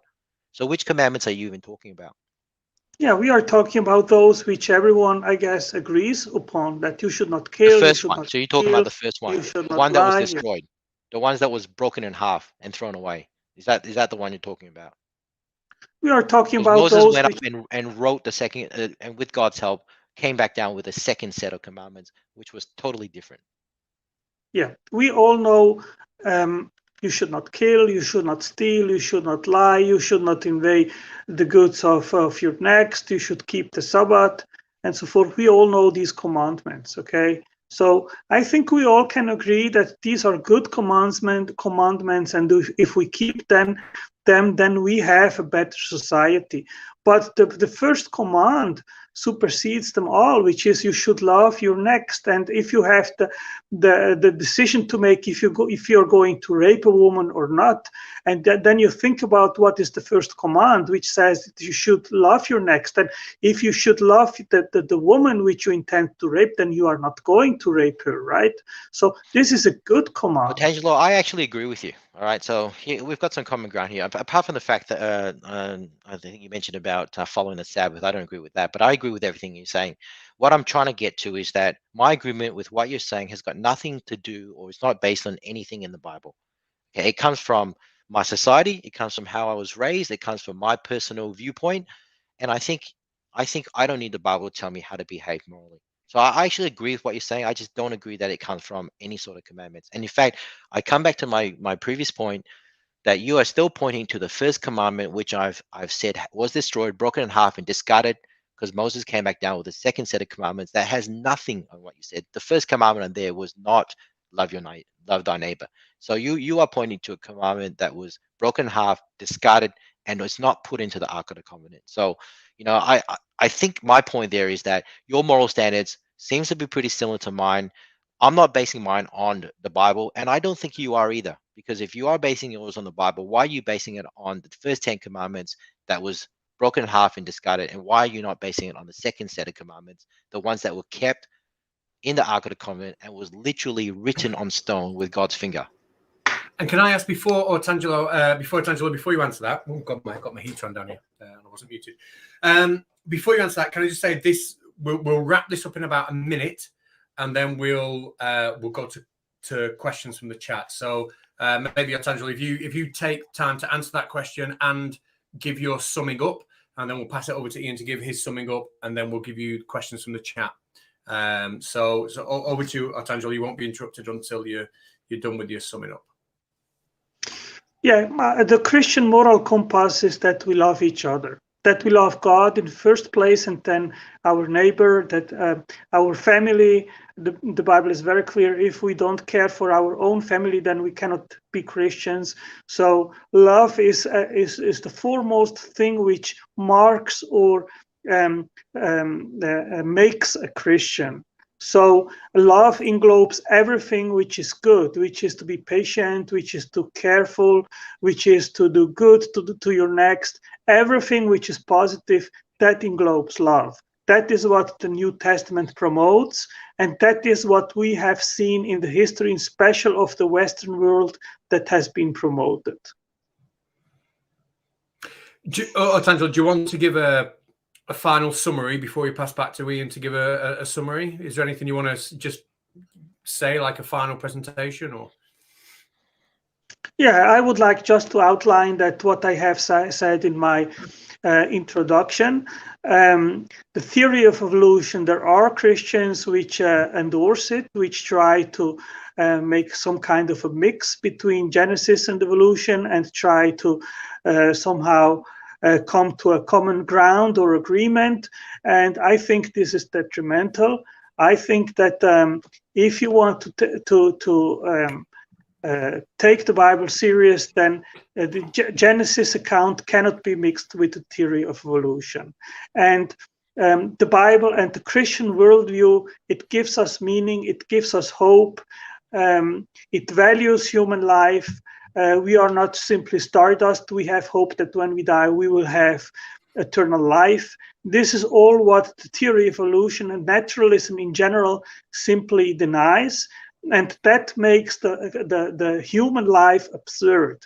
If naturalism and materialism is true, and the theory of evolution, which basically excludes God as a causal principle, then we are just stardust, which we came from stardust to stardust we go. When we die, it's over. And what we did in between doesn't matter anymore. And this is, in my understanding, a terrible view, which in some sense glorifies death. And the Christian worldview glorifies life. And Christ said, I am the truth, life, and the way. Nobody comes to the Father than through me. So he is the life giver. And that's what I believe. And it gives me hope. It gives me meaning. It gives me a moral compass, ought to be things that we should do. We should love our next. That is what the Bible tells us to do. And if there are bad examples, which Jan mentioned, that doesn't mean that the moral commands in the Bible are bad. Thank you. Ian, I really didn't want to summary. interrupt.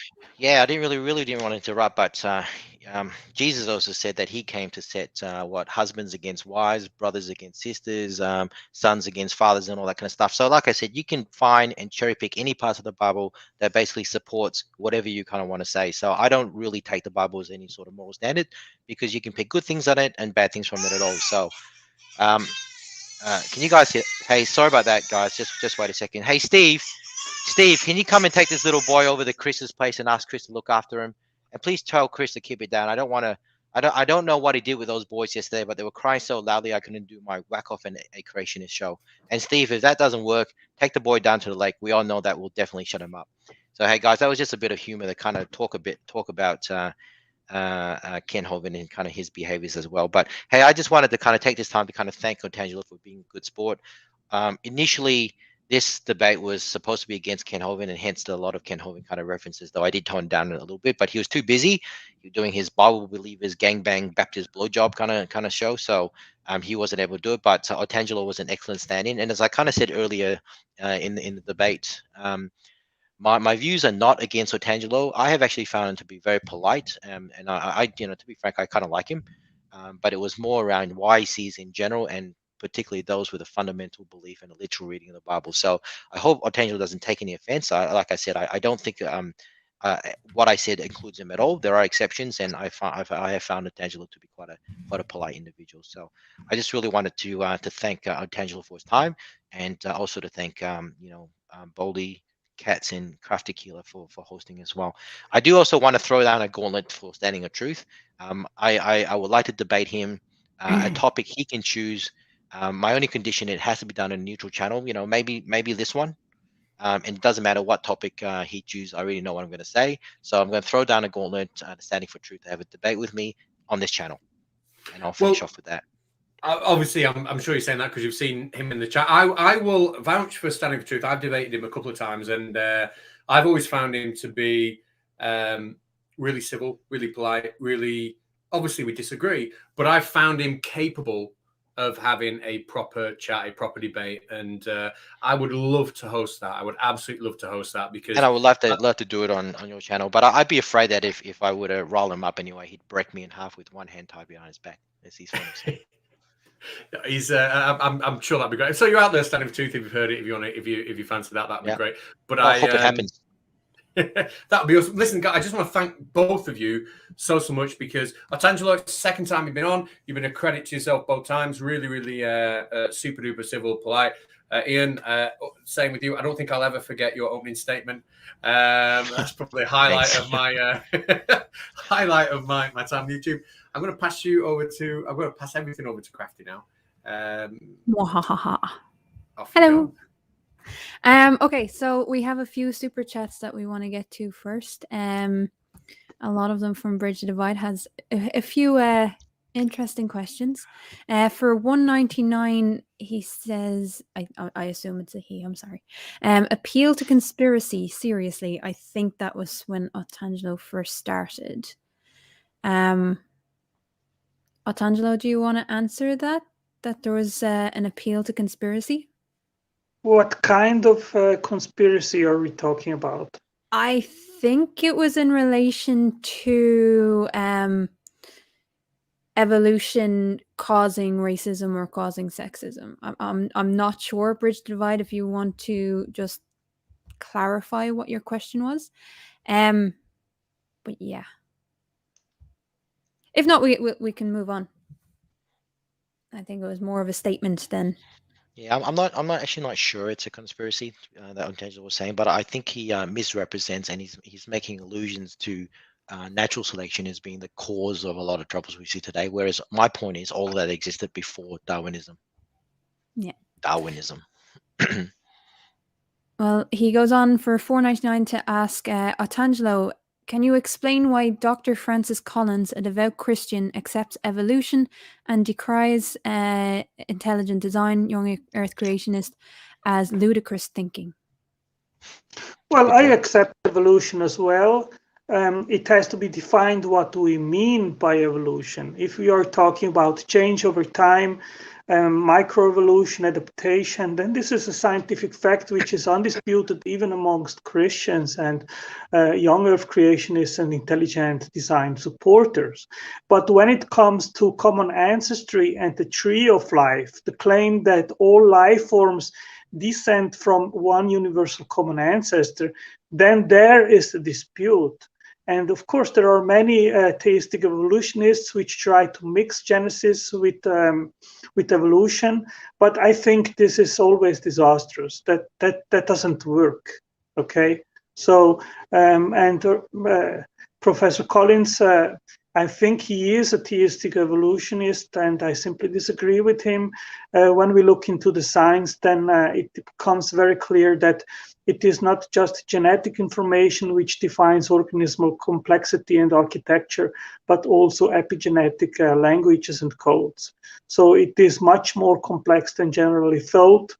And I have studied the topic, and I would be very happy to have a conversation with Professor Collins or any theistic evolutionist in regards of the true mechanisms which actually define organismal complexity. Grand, thank you. Another one from Bridge the Divide says, what is the logical contradiction of morality being subjective to humanity alone? That's a question to me. I think it's a question for both of you. I'd like to get both of your takes. Is there a logical contradiction, or what is the logical contradiction of morality being subjective to humanity alone? That's the question. I don't understand the question. I think if morality is subjective, then there is no morality at all, because then it is simply something which is based on opinion. I have an opinion about something, someone else has an opinion, so it is just opinion against opinion. I think objective morality can only exist if there is a God which is above us and which instantiates them. These are ought to be's. These are commands which come from above. And if you remove a creator, then there are no objective moral values, and then there are no moral values at all. It's just opinion. Yeah, so I've got a response to that. So yeah, morality is a very interesting discussion that we could probably talk hours and hours on. Look, I think morality is subjective. I think when Otangelo kind of responds to that, he makes light of the fact that we have millions of years of evolution behind us. That basically means that we need to work together as in a society, and to work together in society, you need to look after yourself, your direct family, and people around you to survive and thrive. And that kind of leads to the things like "thou shalt not kill." Okay, biblical verse there. You shouldn't rape, you shouldn't steal, etc. It's all about the harmony of the society to survive, and therefore able to kind of bring forth your genes to your offsprings, etc. That's something that's ingrained, I think, and evolved in all of us. And we kind of see this kind of in different kind of mammal species as well, besides humans. And certainly society also dictates what is moral. So if you go to Islamic society, they have a totally different what is moral standards to a Christian society, and even to potentially an atheistic society as well. And if you're going to pull God as the objective moral standards, then you are going to run into a lot of trouble, because you're probably going to then point to the Bible as being God's word and what is objectively moral. And as we have discussed today, there are different contradictory passages in the Bible that tells you what to do. So Otangelo says rape is not good because you have to love thy neighbor, but yet there are clear passages in the Bible that says rape is bad. And in fact, if you conduct rape, you just have to pay a fine or marry your rapist. So to me, that's contradictory, and it's certainly not an objective moral standard. Thank you. Another question from Bridge to Divide for $10 says, if you use the Bible to support your position, I presume this is for Otangelo, if you use the Bible to support your position, you have to first demonstrate the truth of the Bible. If you use the Bible to prove itself, isn't the definition of begging the question? Isn't it the definition of begging the question? Well, there are many lines of evidence that I think support the notion that the Bible is true, that comes from archaeology, from history, from fulfilled prophecies. I think that the Shroud of Turin is empirical proof of the resurrection of Christ. We have many extra biblical accounts of the historicity of Christ. So we have testimonies of people which had personal experiences, which had prayers answered. So there is an entire. There are many different fields which converge to the same conclusion.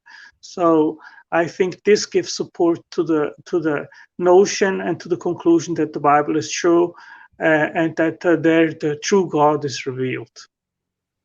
Ian, would you like to comment on that? What was the question again? Sorry.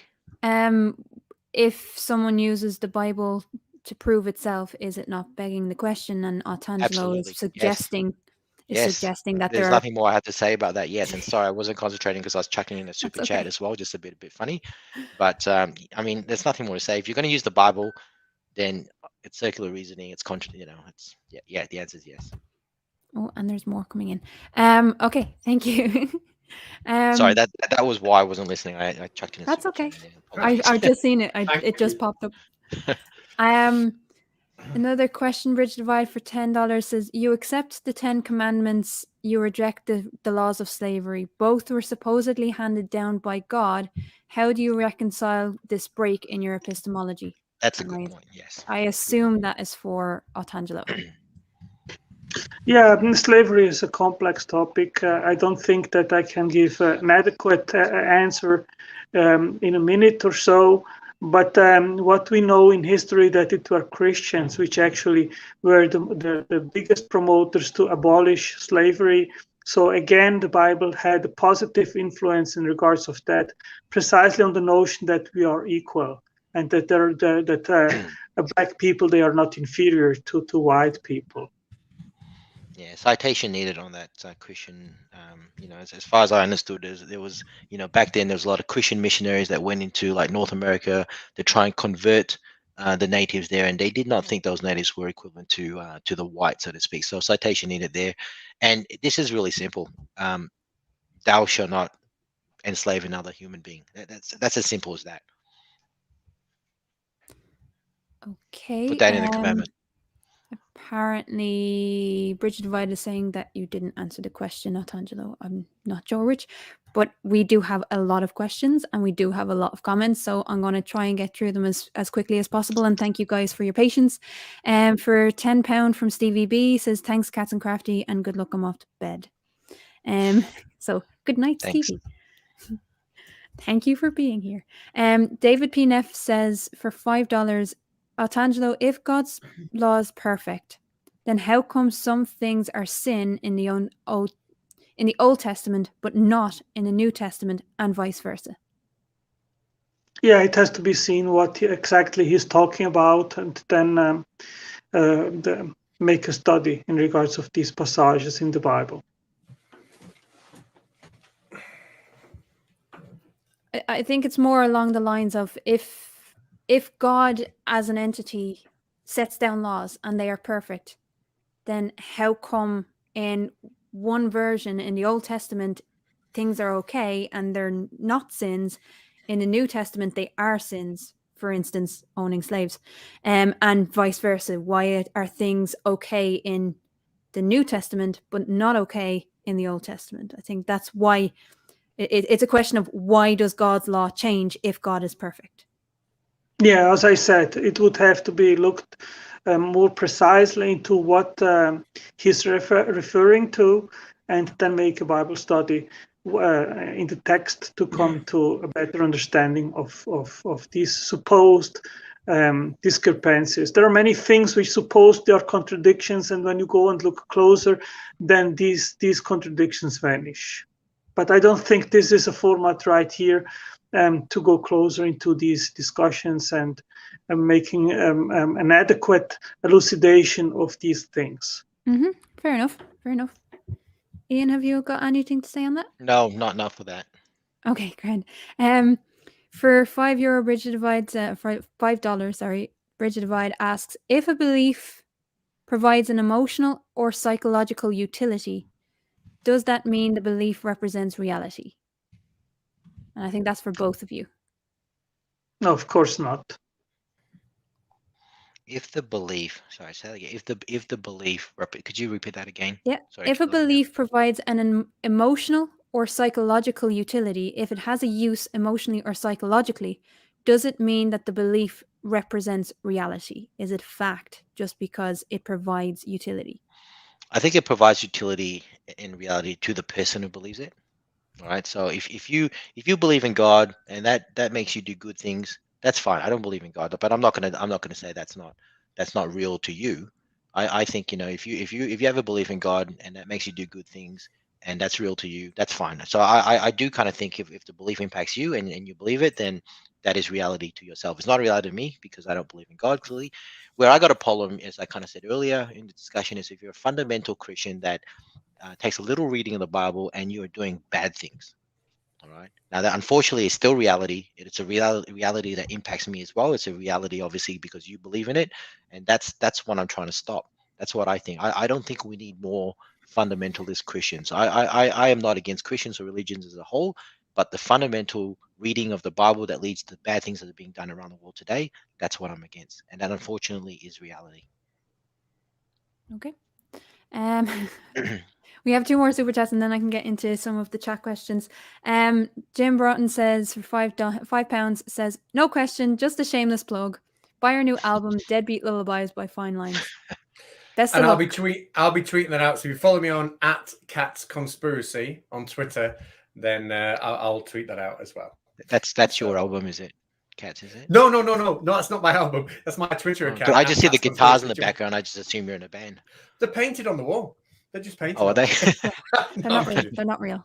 It just creates the illusion of interest. And of course, there's one more super chat that I have to get to. Ian Chen says, "The standing for truth. Debate me on this channel. Come on, do it. Don't chicken out." I don't think he would chicken out. I don't think that's his kind of thing. And standing for truth knows that we are, or we try to be, as neutral as possible and allow people their chance to speak. Oh, for fuck's sake. I've got a lot of time for that guy. I've got a lot of time for him. We've debated a couple of times. He's been very, very civil, very polite. We've come out not having agreed, but we've come out, I think, with a healthy respect for each other as a person. I think he would fit this channel well. Yeah, and I'd hope, like the last time he was on, I did challenge him on 1 or 2 things as the mod, just to try and grasp what he was saying because the chat was asking. So it wasn't anything. I wasn't trying to butt into the debate. It was just trying to clarify for the chat. So Neutral platform, you know, great host. He can pick the topic. What more does he want? we have one more super chat. Oh my god!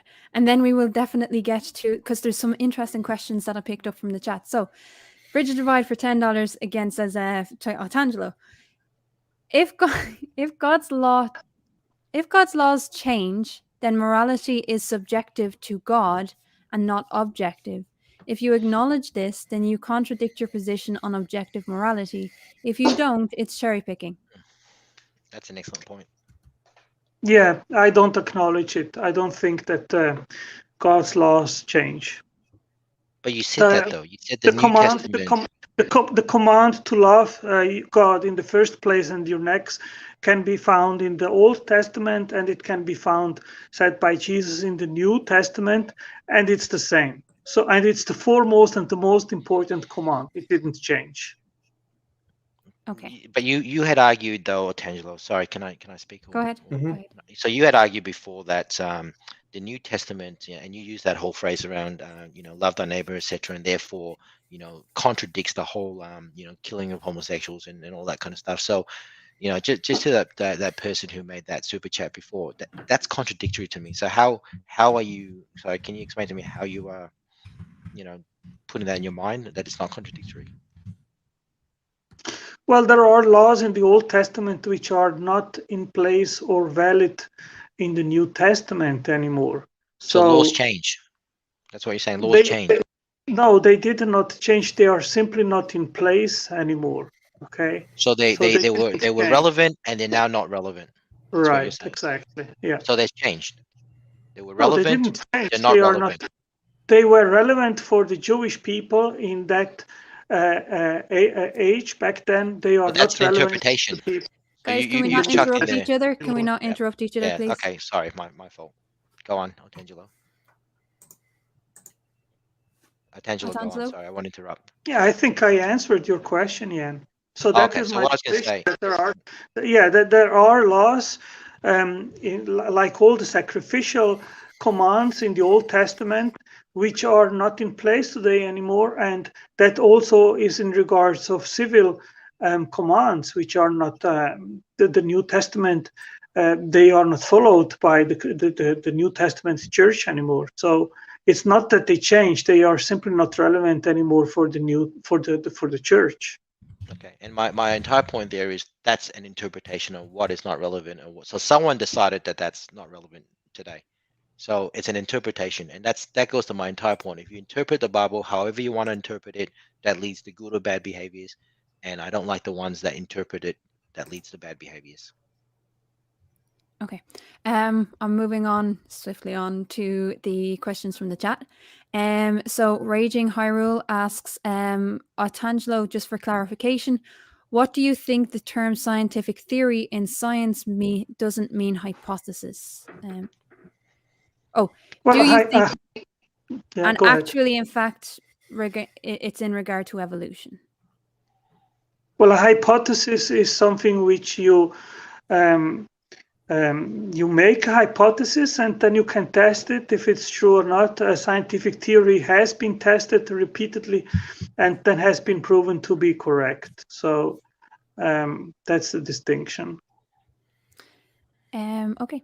Dapper Dino asks, do you have a citation for the claim that the orders of magnitude, the levels of magnitude of scientific racism occurred after Origin of Species was published? Yep, good one.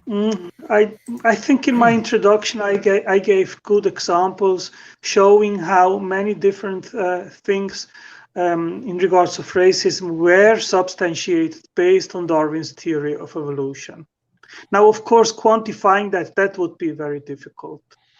So just so I'm clear, these are the ones where you showed drawings of, you know, apes and monkeys and you know, different colored races and quotes as well that are all from the 1830s.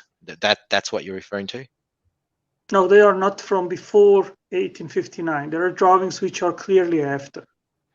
Okay, so but the drawings in the 1800s. I'm pretty sure because I wrote that down. They are from the 1900s and also from the 20th century. Okay, citation needed though, just based on what Dapper said. I think, you know, I can pull a statement that someone wrote on a blog that says Christianity does this, doesn't mean that it had a big impact until I can scientifically or well, there is a vast show it. number of literature and books precisely in regards of that topic. So anyone can go and make a study of it. I think trying to minimize that impact, that negative impact, that won't gonna work. Facts are facts, and the fact is that Darwinism has promoted racism. This is undisputed.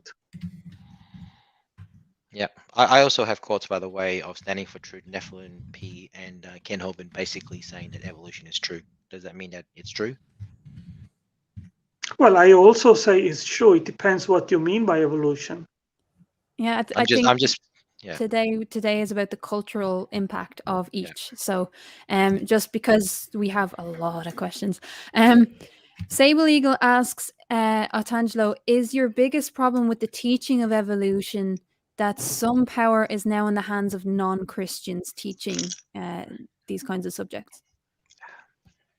Well, my problem with evolution is that the scientific evidence actually goes into another direction, and it doesn't warrant the claim that the change of genes alone builds organismal complexity. There are other mechanisms in place which are beyond genetic change, and I have extensive studies on this, and I am willing to have a debate with any proponent of evolution in regards of the real mechanisms which define organismal complexity and architecture, and it's not evolution.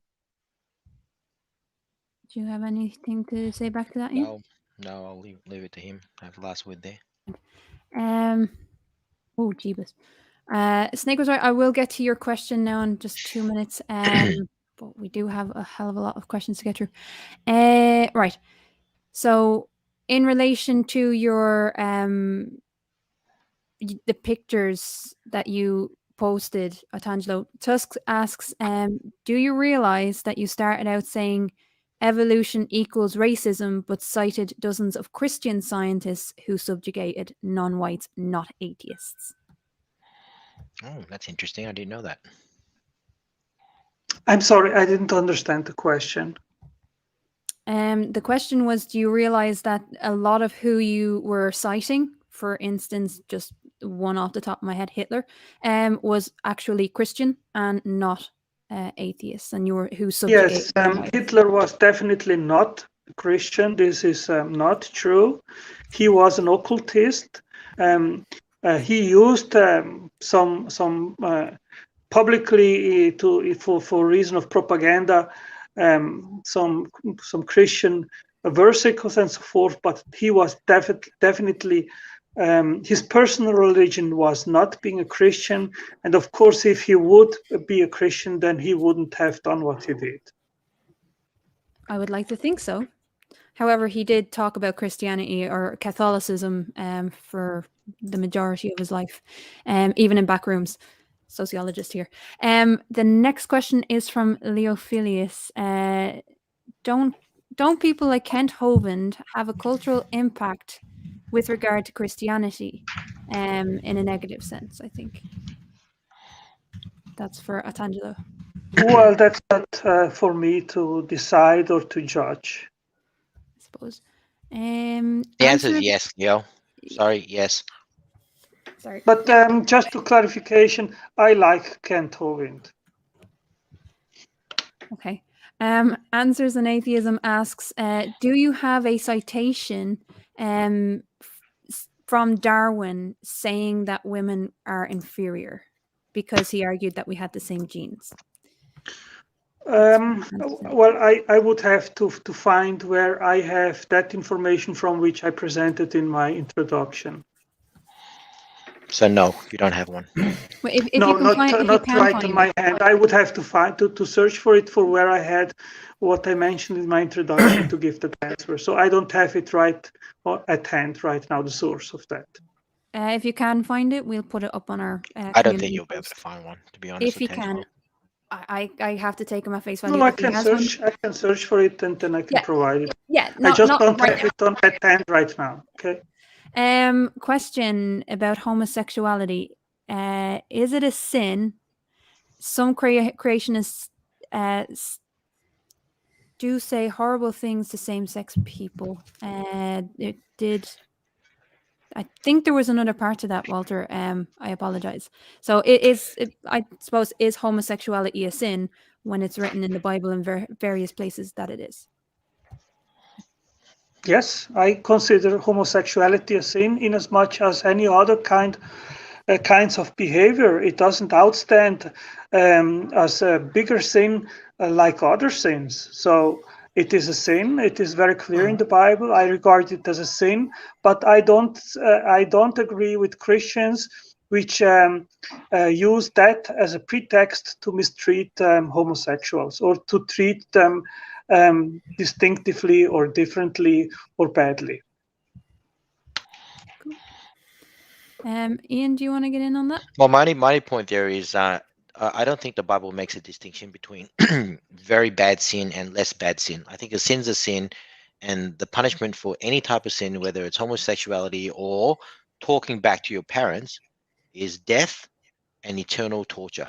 All right. So I hear what you say, Otangelo, but there is no distinction in the Bible that says one sin is worse than the other.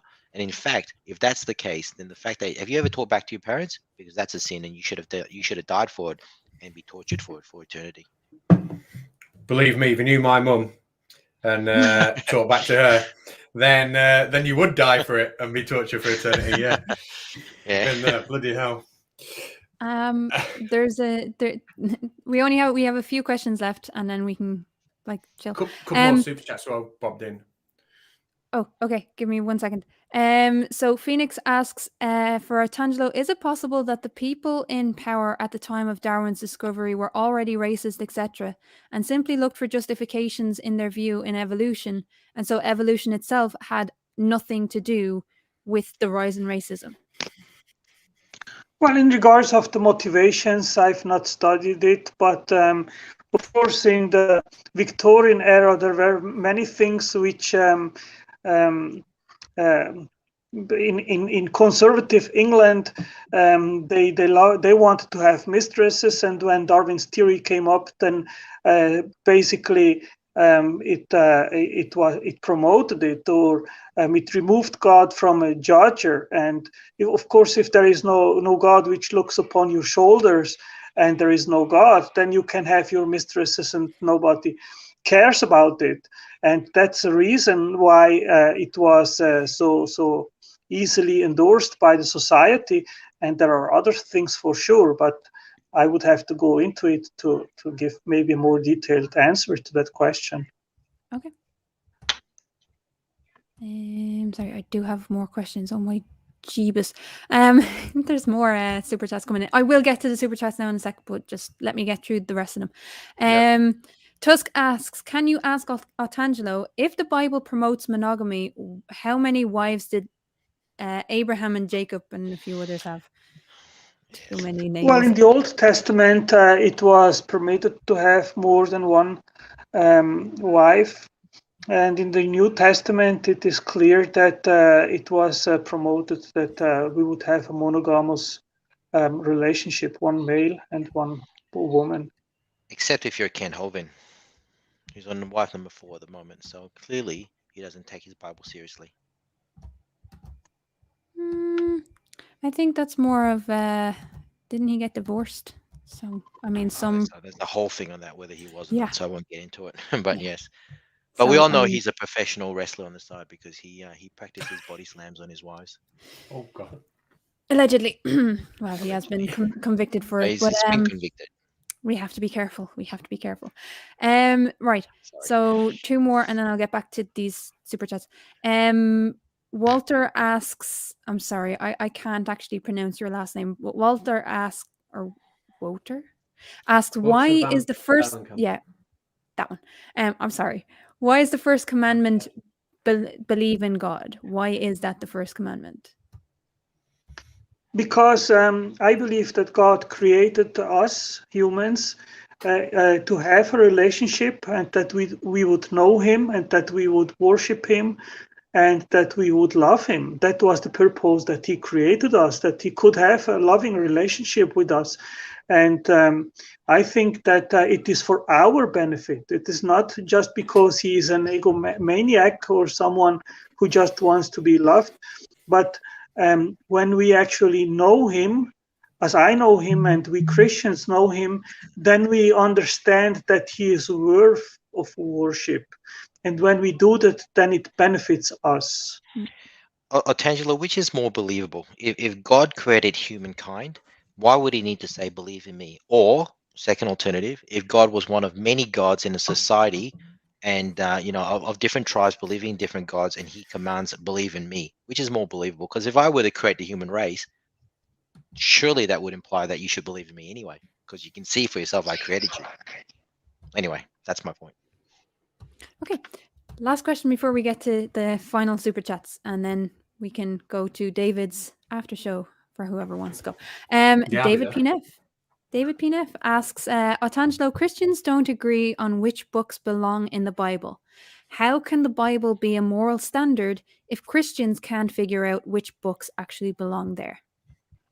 Well, there are just a few books from the Catholic Church which the Protestants do not agree upon, that they should be in the canon, but that doesn't do much in regards of moral values. Which one? What things that we should do? So that's not the problem. Okay, Ian, do you have anything to say on that? No. Okay. So the last few super chats, and then we can get out of here. And thank you again, both of you, for actually engaging and being so open. No, thank you. Yeah, you've been brilliant, both of you. So $5. Snake was right. Otangelo, if your morality applies to different people at different times, how is it remotely objective? Well, I think that the first command is universal. It is for all humanity. It is not just to a certain group of people. And so I disagree. I think that the first command is universal. It doesn't change. Okay. Bridge the Divide for $4.99 asks, Otangelo, can you please explain computational phylogenics in your own words? No, I cannot. Okay. Ian? This is honest. No, I don't even know what that is myself. Okay. We'll get Bridge the Divide on next time. I should probably add, if Jordan from Reason to Doubt is actually on at all, or even Erica, I am not a computational geneticist. I am not a biologist. I'm not whatever. So any of the science questions, I'm just not qualified to answer, unfortunately. Okay. Grand. It is a computational algorithm to analyze evolutionary history, but or ancestry, sorry. Okay. So, Sarcastic Barman for £5 asks, as homosexuality is not a choice, but is a sin, does that mean that God made a mistake? Well, I don't know about choice or not choice, so I cannot comment on that. Okay. Ian, what do you think? No, nothing. I'm okay. I'll just throw in here, as a bisexual woman, no, it's not a choice. And if there is a God, then possibly they made a mistake, or people made a mistake in, deciding on what God was trying to say. I don't know. Anyway, last one. I know, I'm just trying here. Bridge Divide for $4.99. I think this is the last one. Cats, tell me if I'm wrong. For $4.99 asks, Otangelo, with that statement on marriage, you just said the rules change. You just contradicted yourself. Okay. I don't know. I'm not sure what he was getting at there. I think it was the fact that okay, yeah. I think it was the fact that you were saying at one stage, it was in the Old Testament, it was okay to have multiple wives. In the New Testament, it wasn't. And why is that if God's law is like not changing? I think that was more the question. But okay, I think no answer to that one, but yes. I think that's it. So thank you both, and thank you to everybody in the chat that super chatter just sent a question. Yeah. It's fantastic. David P. Neff, it's in the pinned comment. If you want to check him out for the after show, that'd be awesome. Can I just say one thing quickly, Cats and Keela? Yes, yeah. Of course, mate. Go on. So I've just noticed, perusing some of the chat and stuff, and I've got to say, this is probably the first time I've actually gone through a whole debate. I'm actually feeling quite exhausted. So you'll probably notice in the last 5 or 10 minutes, my kind of responses have been coming down because I just feel quite tired. So hopefully with more practice, I'll get better at this. But I did kind of notice in the chat, there's quite a few people there, and some of the questions are kind of more scientifically based. So if I can just do a quick plug on Jackson Wheat's and RJ Dowland's book.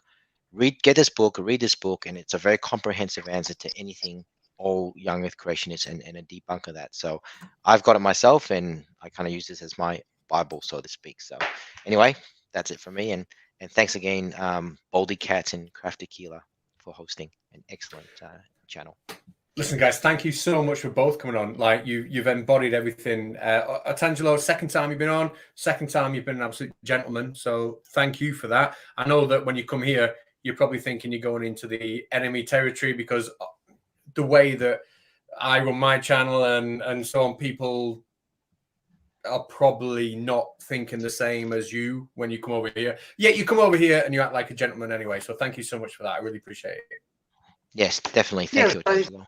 Yes, I thank you, Jan, for our debate. And can we do it again? Can we do another debate again on this channel as well? You're both welcome on any time. Just let me know. Let's chat, Otangelo. Hopefully I haven't scared you. Yeah, why not? I have no problem. So thank you, Cats and Keela, for moderating our debate. I appreciate it, and I don't see it as an enemy territory. I think you both have done a great job as well. So thank you for that. Amazing. Thank you so much. Thank you. And half the fun is having these conversations without the whole grr arg. We don't allow dumpster fires on this channel. We do be respectful. We do ask that people bring their own arguments and not ask for their opponent to create their arguments for them. But we do appreciate people who want to have these engagements and want to have a discussion. So thank you. And Richard Divide has just said, he's open to debate. Otangelo, if you want to come back on here and do evolution versus creationism as opposed to the cultural aspect of it, if you just want to do that, that offer's open to you. But I've got your emails now, and I think I've still got Richard Divide's contact. Yeah, I accept that offer. It would be fun, and I would accept to debate Jill Warren on evolution. Yep, well, there you go. There you go, pal. You're on. There we go. And that's what we do here. We set things up. So, hey, it's been absolutely fantastic. Really, really, really, really, really appreciate both your times. And you've been just stellar, civil, stellar, polite. It's been great. So, thank you so much. Did you say there's an after show, Crafty, we can chill out? There is. It's in the pinned comment. David P. Neff is going to be running an after show. If you guys want to hop over there and support David. David has been on this show before, I think. I'm pretty sure. Yes, yeah. Or definitely been in the chat because I recognize the name. So if you do want to just jump in there and have a bit of fun. I'm definitely going to do that. Definitely going to go over there. Right, I have the big red Terminator button. So when do I press that? Should I press that now and give these guys a break? Honestly, everybody, thank you so much for coming back and watching. Sorry we've been away for so long, and it is literally all my fault. But hopefully we're back now, and we are back. And I'm just, I'm going to chill out my next video. My next video is going to be on Christmas Day, and when the Queen is doing her Queen speech in England. I am going to be doing a King of Flat Earth speech at exactly the same time. So if you want an alternative to the Queen's speech and you're sat around at dinner time and you want to see the Flat Earth King have his speech, then you can check out my channel. Crafty, you've got anything you want to chill out?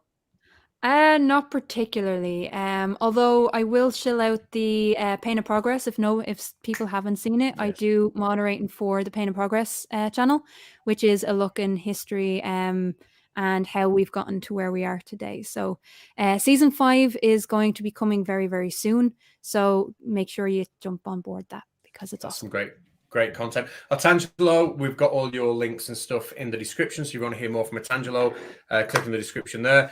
Ian, you didn't give us any links, but anything I don't have a channel. before we I go? don't have a channel. Just We'll the get ones you that I on kind again. of showed, but I don't have one. Yes, I'd love to be on again. We'll get you on We're again. standing for truth. We'll do that. Right, I'm going to hit that big red button in about 3, 2, 1. Bye. Bye.